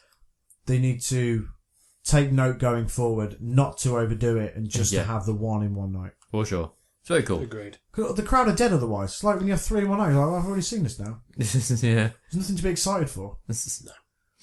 So, Ambrose eliminated Corbin to begin with. He's distracted by The Miz. And, so Ambrose rolled him up. Got 3 counts, and then Corbin went nuts and beat the crap out of Ambrose. Left him in the middle of the ring for The Miz to pin, which did. That gets rid of Ambrose. Then The Miz got pinned by Cena, pulling that feud. future feud. Well, also, it's obviously going to set up Ambrose versus Corbin at some point. Oh yeah, for sure. Yeah, that's going to be for the IC title, which Corbin will probably win. Yep. Yeah, which would be cool. Yeah, it'd be awesome. Yeah. Will be. And then Bray Wyatt pinned Cena. Oh snap! And then we pinned AJ Styles and won. I think Bray that was the way Wyatt's to do it. Yeah. Having Bray Wyatt pin Cena first, getting rid of him early, because I mean we said on the podcast anyway, because we played the elimination. Not sorry, on the podcast on YouTube Live stream, yeah. That we thought the last two would be Bray Wyatt and Cena. But I think when you look back at it, it was the right thing to do to have AJ versus Bray Wyatt at the end. Yeah, that's not a match you'd like to see any other time. Like two heels going at it. Yeah. And it was cool. But the crowds were I mean, AJ's a face. I don't care what Oh yeah, anybody pretty says much. he is. At this point, yeah. And Bray Wyatt, super heel. Even, regardless of the reaction he got on SmackDown. Yeah. The reaction he even got when he won the belt. But I think that was definitely the right thing to do. It baffles me why they felt like they had to put the belt on Cena for 2 weeks. Yeah, or less than that. Yeah. Really. Well, it was 2 weeks, wasn't it? Yeah. When you could have just had AJ drop it and still played out the story the way that it is doing currently. Yeah. Just equal the record for the sake of equaling the record. It's baffling to me. It doesn't mean anything. Because he could have had another 2 title reigns. He probably will have another 2 title reigns down the line. Oh, I'm certainly will. But I'm almost certain that Ric Flair's had more than 16. Well, yeah. Just the TV will have you believe otherwise. Yeah, maybe. But, so it was a really good match. With the told me a few years ago that's in the early days at NXT that Husky Harris would pin John Cena and AJ Styles. I'd have called you a liar, but here we are. Yeah, I'm very happy to see him with the belt. I mean, he definitely deserves it, 100%. We knew it was coming because obviously the rumours have been like that since the Royal Rumble. Oh yeah, yeah. Rumours everywhere. So, we were the ones to win that. So we get a point. So ends in a draw yet again. Yeah, so no points ahead of us. It was an okay show. It was okay, yeah. Interesting results. Naomi going over Alexa.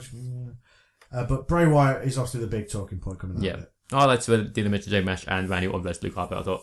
Yeah. 2 great matches. For the Elimination Chamber match alone, it was great. Yeah, for sure. Yeah. I agree. Yeah. So good stuff. So we just do Monday Night Raw. Yeah, skim through it. Yeah, I'll skim through it. I don't know how long because you know what, I skipped through it. There's so much crap this week. There was some good. There's some good stuff in there. Some good talking points from Raw. I thought it was. I thought it was. It's been the best one for a while. Yeah, I think so. But that's not hard to do. Yeah. There was a bit of guff in there.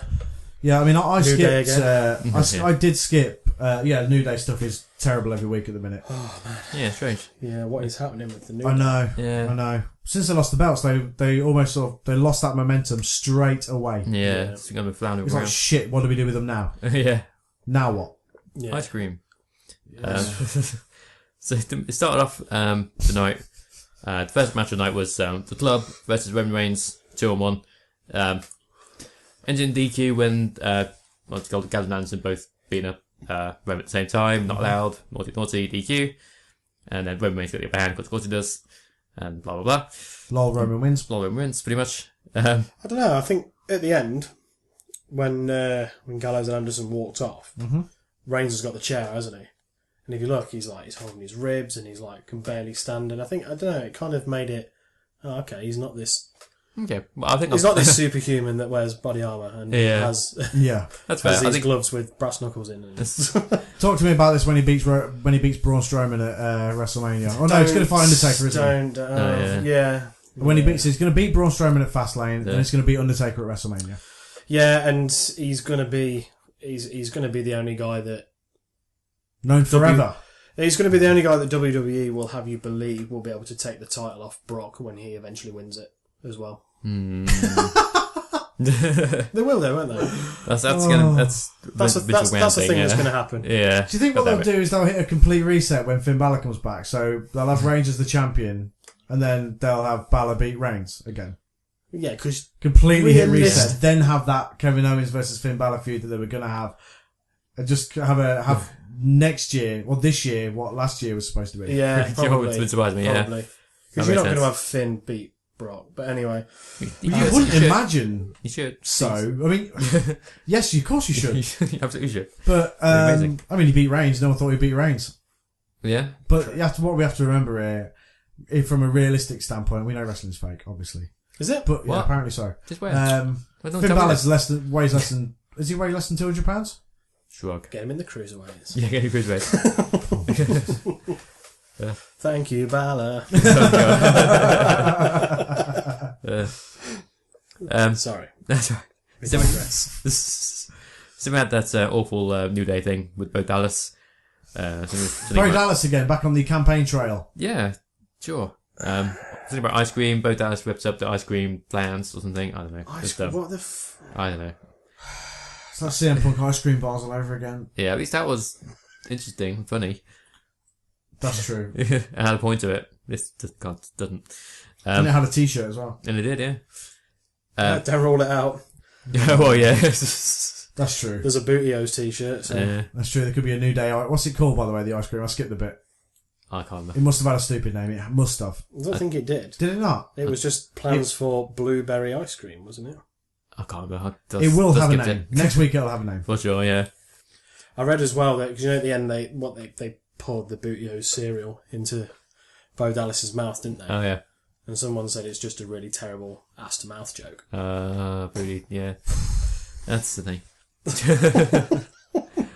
Putting Booty-O's in the opponent's mouth doesn't quite have the same effect as putting dollar bills in the opponent's mouth like the $1 Million Man used to do. Yeah. No. So yeah, so then we had cruiserweight match, Gallagher versus Noam Dar. Great match, both guys are great, still should have been longer. Should have been definitely longer, but both guys... See, this is a thing, the crowd don't care, but these guys are putting really good matches on. Yeah, great. That said, they are getting behind Gallagher. I think it's because he's funny. Yeah, he is. Yeah. He looks funny, he has a British accent. And he has funny music. He has funny music. Funny to Americans. Yeah. But he's awesome, though. He is, he's great. It's great to see, in that one segment, there's 3 guys from the UK. Yeah. Noam Dar, Neville, and Jack Gallagher, and it's like, okay. British wrestling. Good British stuff. Wrestling. Yeah, clap, clap, clap, clap, clap. So then, Emelina debuted, I think. We've been waiting a long time for Emelina to debut, and now we're going to be waiting a long time for her to go back to just regular Emma, I guess. Should we just come out, should we address the elephant in the room here and just say I was right? Well, yeah, we were kind of right, weren't we? We both had the same thought. We. It's Sunny and Finn, Games and Craft podcast. What? Shut up. Hashtag Sunny was right. Hashtag Finn nodded. yeah. Finn was also there. I knew this was coming. You just saw it a mile off. Weird way to do it.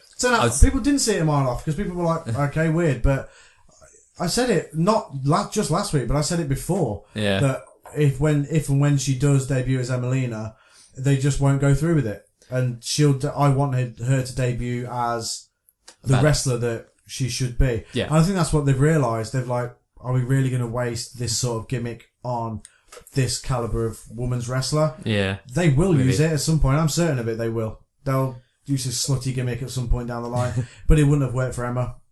Yeah. And she's going to she's going to be a great heel. Do you think that's why Maybe it took so long for her to debut? / not debut. Well, I think they booked themselves into a corner with it. I think they sort of realised when she didn't debut the first time when they were like premiering next week, and then she didn't, and they just played the vignette again. They were like, we're going to have a rethink here because this might not work. And now, obviously, they have had a change of heart in it. They obviously are now going back to Emma being the Emma that I think she was before, and she'll probably go back with Dana Brooke, and they'll do that, and that'll be fine. Yeah, that'll be good. And they'll do that again, and I'm fine with it. But this wouldn't have worked, and it was I thought it was a shit gimmick anyway. I mean, it's great seeing Emma in a bikini and all that sort of stuff. But like we said last week, we're not gay, but we would rather her come back and be a good wrestler. Yeah, absolutely. It's not. It's the PG era. It's different now. You can't. You can't. So different. I mean, it's not like when Tori Wilson and they were like, Goodwin had the Divas videos under his bed and all that sort of stuff. It's different. The glory days. Yeah, the glory hole days. And it's different. Like before this, I was convinced that Emma was going to come down and interfere with the main event, Bayley versus Charlotte. Right. Because it made sense, because it's a women's tag team match, or women's title match at the main event. Emma's going to be debuting. Well, yeah, you're right. It would have made perfect sense. That would have been good. That didn't cross my mind, actually. Just destroy Bayley and join up with Charlotte. Yeah, that'd been cool. But now I've got to go back to be Emma, and everyone's like, oh, okay. And then 2 hours later comes out. Yeah. But nope, just even, a weird even when she thing. came down, it looked like a weird segment. It did. did. She It was sounded very weird as well. She sounded really nervous, and she had this weird. It was almost like she was trying to put a British accent on. She's Australian. I know she is, but It sounds like she was trying it to was put on like I don't know. she just sounded Some weird weird as voice. well. She was never one for promos before though. Yeah. So it's, it is a weird thing, but it's something that I'm glad is happening because Emma doesn't need to be Emmalina, and it just sounds just outrageously ridiculous. Yeah. So now she'll go back to Emma. When she'll come back, I don't know. Hopefully not another 16 weeks. Yeah. I'm sort of hoping it'll be next week. Hopefully. To be honest, and we get some answers. Corey Graves Yes. is gutted. Yeah, he is. Yeah. He's devastated. Yeah. Every Yeah. week. Just go and fap over the pictures on Instagram of her. All the pictures are there. Yeah. She's not deleted them. Good to know. I know. But yeah, I called it. Yeah. So, That's all I took away from Raw. To be honest. good job. Well done. So after that, but a surprisingly not terrible Braun Strowman versus Mark Henry match. Yeah, it was Braun alright. pretty much destroyed Mark Henry. The cool power slam. It's cool. It's worth watching. It was a good match considering. Yeah, it was. Yeah, exactly. It was a good match. It's cool. Braun Strowman did a drop kick. He did. Yeah. Fuck. This is Like- craziness. I like Mark Henry. I loved it when he had the world I like title Mark at that time, and Yeah, it was it great. was genuinely believable because they made the character that way. Yeah. It's like, all right, well, you can't beat Mark Henry because he's bigger and stronger than you. And that's how he was, and he was world champion for ages, putting people in the Hall of Pain, Yeah. and it was awesome. But now I see Mark Henry. It's like when they had that bloody, what was it, tussle in Texas or something. Oh, Yeah, that was weird. There's like they were like, it's the tussle in Texas. Like no one cares about this crap.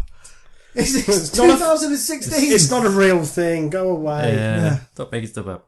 Yeah, it's a shame because Mark Henry's not really doing anything of worth anymore.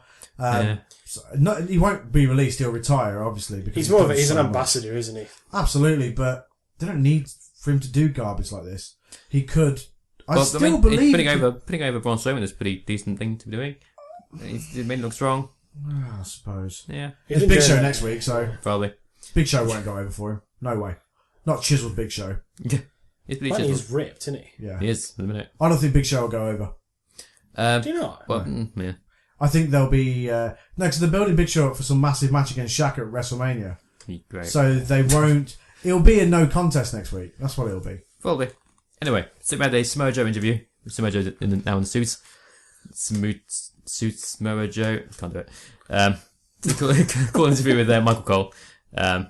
Yeah, good stuff. Amazing. Yeah. He's the He's great. best heel in WWE. He is. Agreed. I normally skip those segments when they have them Me too. interviews. Yeah, I me usually too. think, nah. Yeah, Right, Samoa no. Joe's worth it. But I watched that one, Yeah. and it was awesome. Oh god, it's awesome. So I put it on Twitter, but he's so good at playing the complete bastard. he is, yeah. He really is, and he's awesome.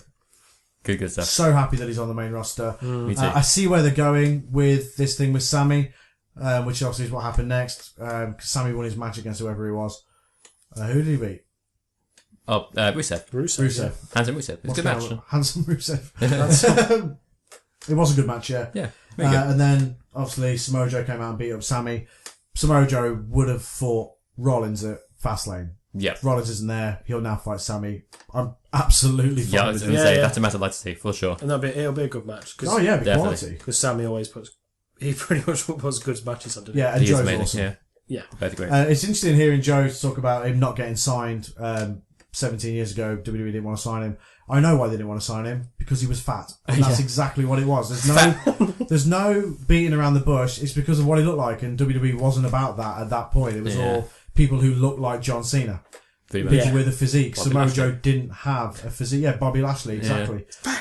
It's fat. And fat that's asses. why Joe didn't get signed before. I'm certain of it. Yeah, for sure. Because he was a big guy. Now the landscape has changed. Asses. Fat asses. And you got Kevin Owens Fat asses. and Joe and people like that. So that's why he didn't get signed. Yes, okay. Because of fat asses. Just fat asses. Also, worth noting, Teddy Long is going to Hall of Fame. Holla, holla. Good I'm stuff. fine with it. Yeah, it's cool. Some of the music they played in that video package was fucking terrible. I don't Like, remember. oh, you love to have fun. There's some garbage music over the top of it. It's like, what is this? Just play his fucking entrance theme. Let him dance over that. But you know, I like Teddy Long. Looks like he's always had a real hoot during his career. Yeah, I'll tell you. Good stuff. Interesting, because a lot of people probably wouldn't know that he managed some of those tag teams. Yeah. And I always think of him as the SmackDown general manager. But, Ref, then general manager. Ref. yeah, exactly. So yeah. Anyway, after that we had Tozawa. Akira Tozawa versus Daivari. Ah! Jesus. With Brian Kendrick on commentary. Tozawa is apparently Kendrick's like protege. Sure. That's the thing. That would match. He can speak Fastlane. perfect English. He can. He can.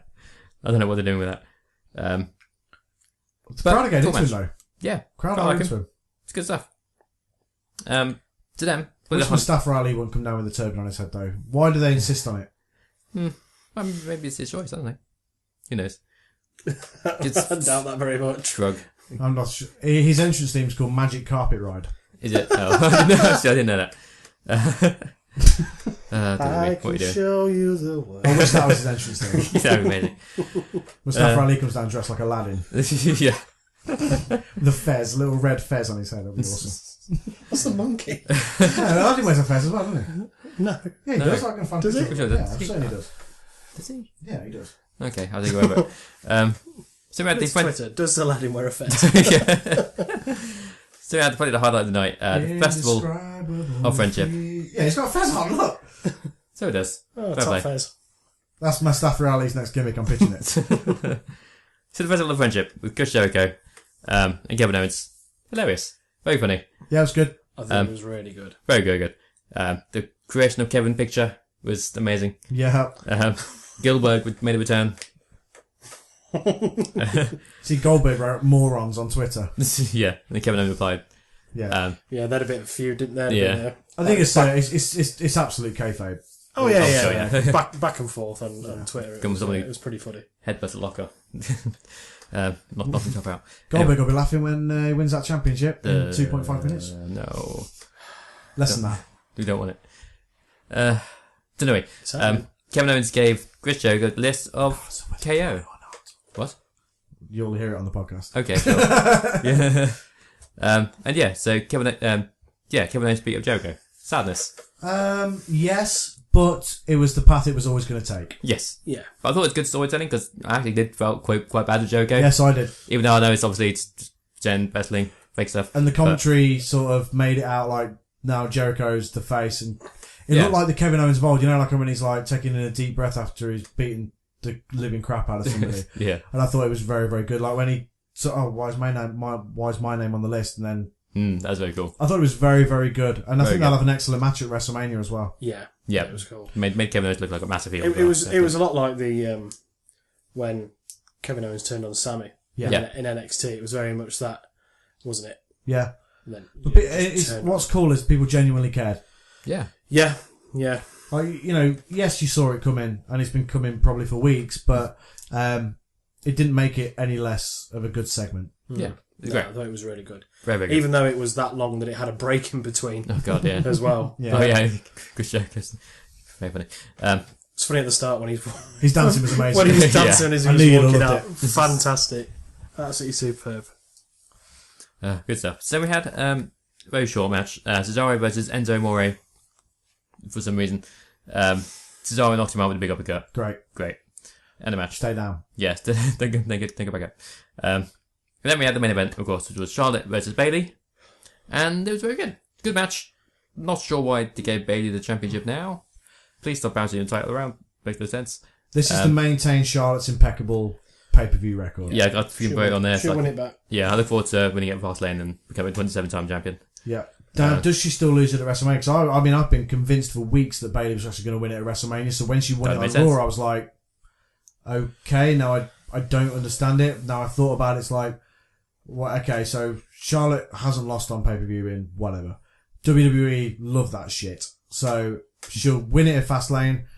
Now, do they take it off her again at WrestleMania? I think so. I think Bayley gets her WrestleMania moment. You think she does? Yeah. I think Sasha wins it. It's like, why ever win it now? Sasha? She's going to win it at... You think Yeah, they'll I've be changed my tune now, yeah. triple threat? No, it'll be a four-way. They'll get Nia in there. Oh, of course, yeah. But I think Sasha and Charlotte had a little thing before the match, and Sasha was She interfered. she interfered basically. Yeah. Is the knee injury kayfabe? Or is it? I think so. Don't know. Yeah, I guess so. You never know with Sasha. I know. Well, yeah, I think she turns heel, to be honest. I think she beats Bailey up. Could happen. There's rumours going around that she might turn heel. Yeah, I think she turned heel, and I think she wins it. So I think she maybe walks away with the belt at WrestleMania.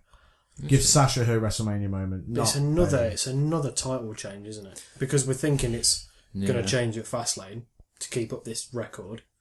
It's done. And then we think it will change at WrestleMania. So that's another 2 changes. Yeah, it is. It's But, crazy. I mean, It's crazy. WrestleMania obviously is the start of a new season. Yeah, it's a reset, isn't it? But the fact there's been so many title changes in the current season, in quotes, it's outrageous. The amount of the times the women's championship has changed hands. It's not just, I mean, all the championships. Yeah, the cruiserweight title's been bounced around. What did Viz tweeted, didn't he? Did you see that? I didn't see it. It was something like there's been in the last 24 weeks of wrestling, there's been like quite a big number of title changes.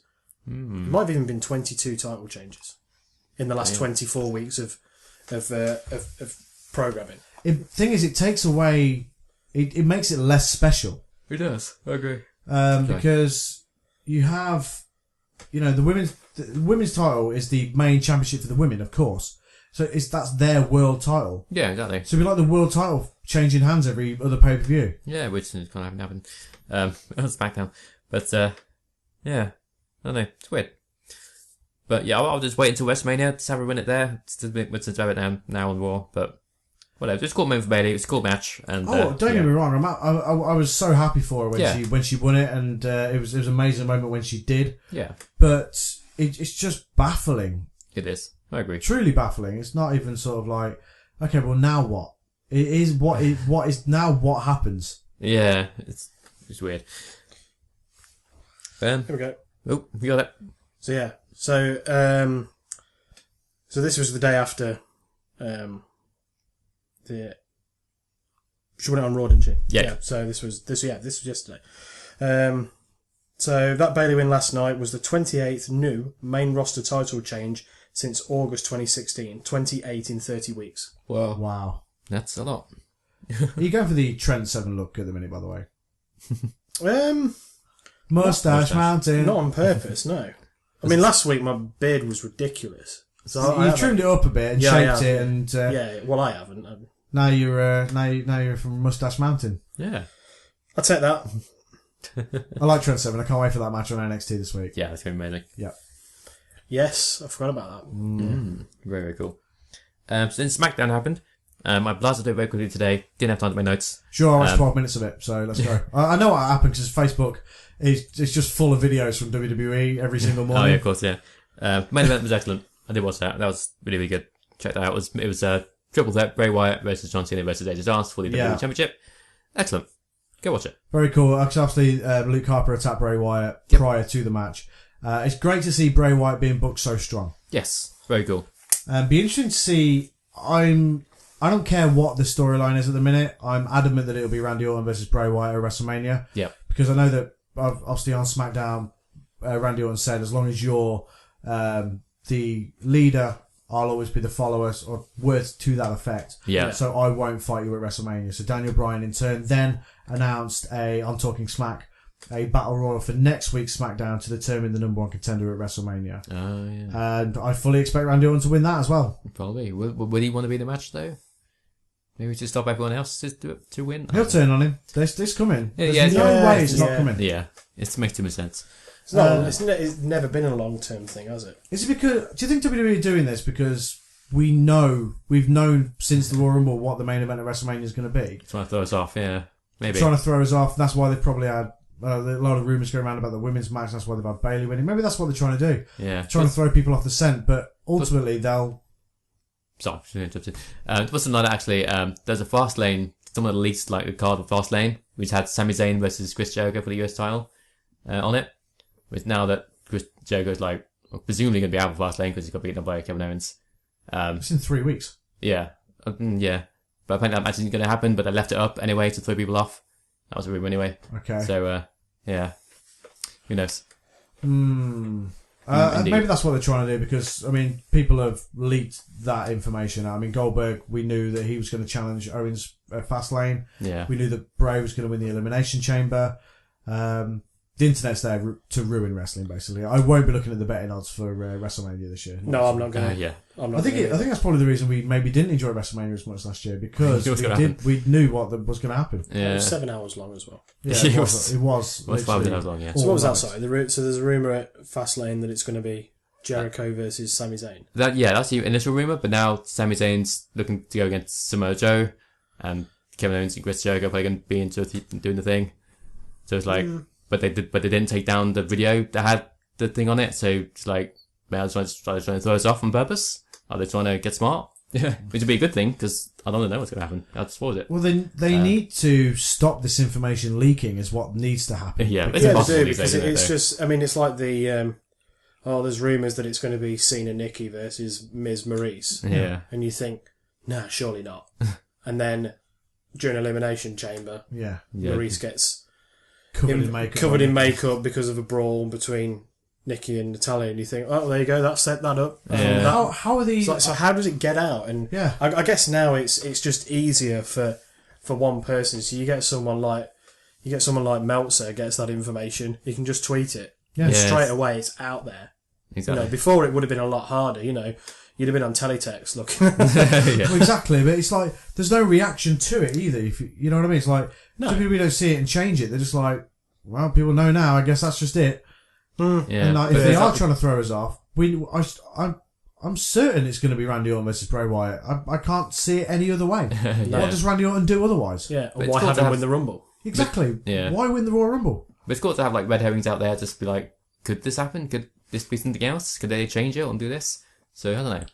And obviously this age of social media and rumours getting around and them spreading fast, it's something that potentially WWE is still trying to work out. Okay, these things get out because of, we're a massive company, and you've probably got disgruntled people that think, well, fuck you, I'm going to ruin your next 6 months worth of programming. I'm going to go on the internet and put it on Reddit and whatever. And WWE are probably still trying to learn, okay, how do we react to that? In this modern world. So what do we do? Do we throw these red herrings in there? Do we just go with the flow and go, oh, it's out there now, let's do it? Or maybe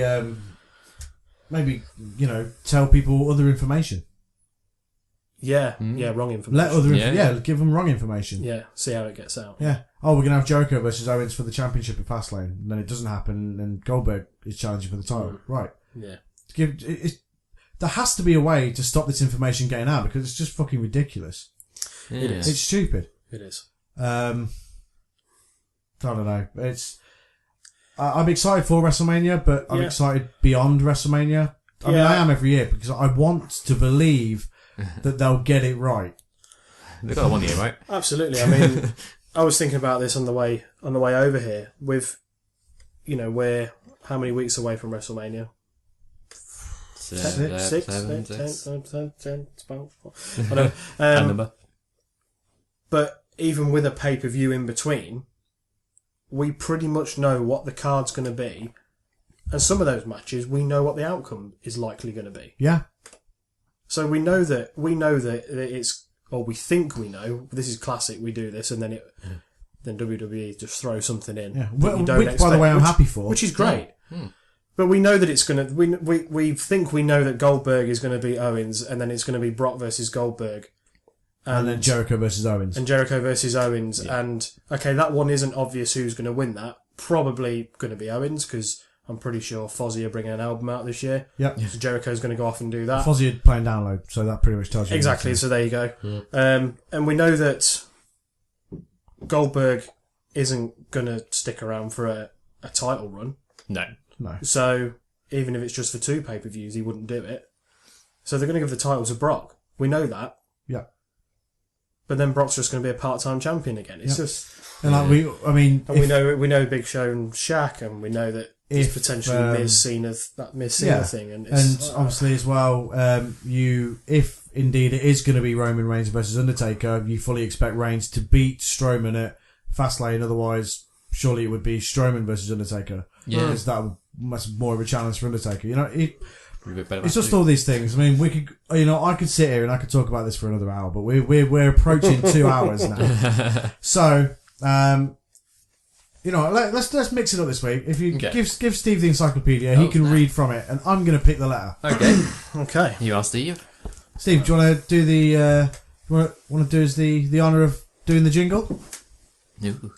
Just trying to think what it is now. Come on, guys. This week's episode of This only been No. Games and Graps podcast. It's only been Gaming Grab podcast. Is what I'm trying to say. I'll do it. This week's episode of the Games you and want Graps to read it? Sorry, I podcast wasn't is brought to you by the letter B. B.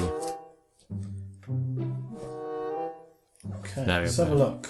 San Martino. Finn does this podcast every single week and doesn't know the jingle. No, I didn't. I missed until we went. I thought you were going to do it, and then never mind. Whatever. Finn, Whatever. don't give me excuses. Okay, let's have a look.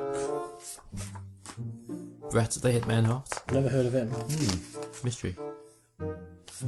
Okay, he might be one. Richard Bulldog. Briscoe Brothers. The Brian Kendrick. Ooh. The Brood. The Brood. Yeah. Some bloke called Brock Lesnar. Who? The Brooklyn Brawler. Brooke. She was pretty hot. Richard Okay, Barber I'm Beefcake. going to go back to Brackus. Okay. Am I pronouncing that properly? Brackus. Brackus?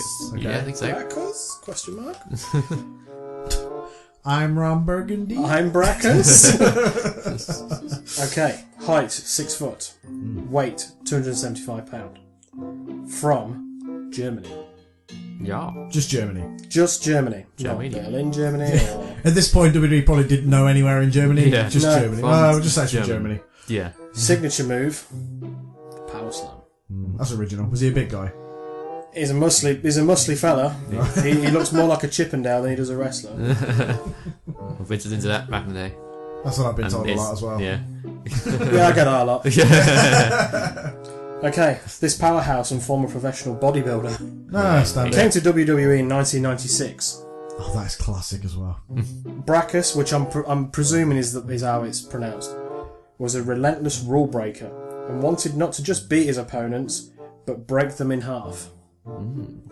He met superstars like Dr. X, the Sultan, Rockabilly, the Jackal and Jeff Jarrett. Well, this is WWF in the mid 90s, by the way. Yes. Terrible. Yeah.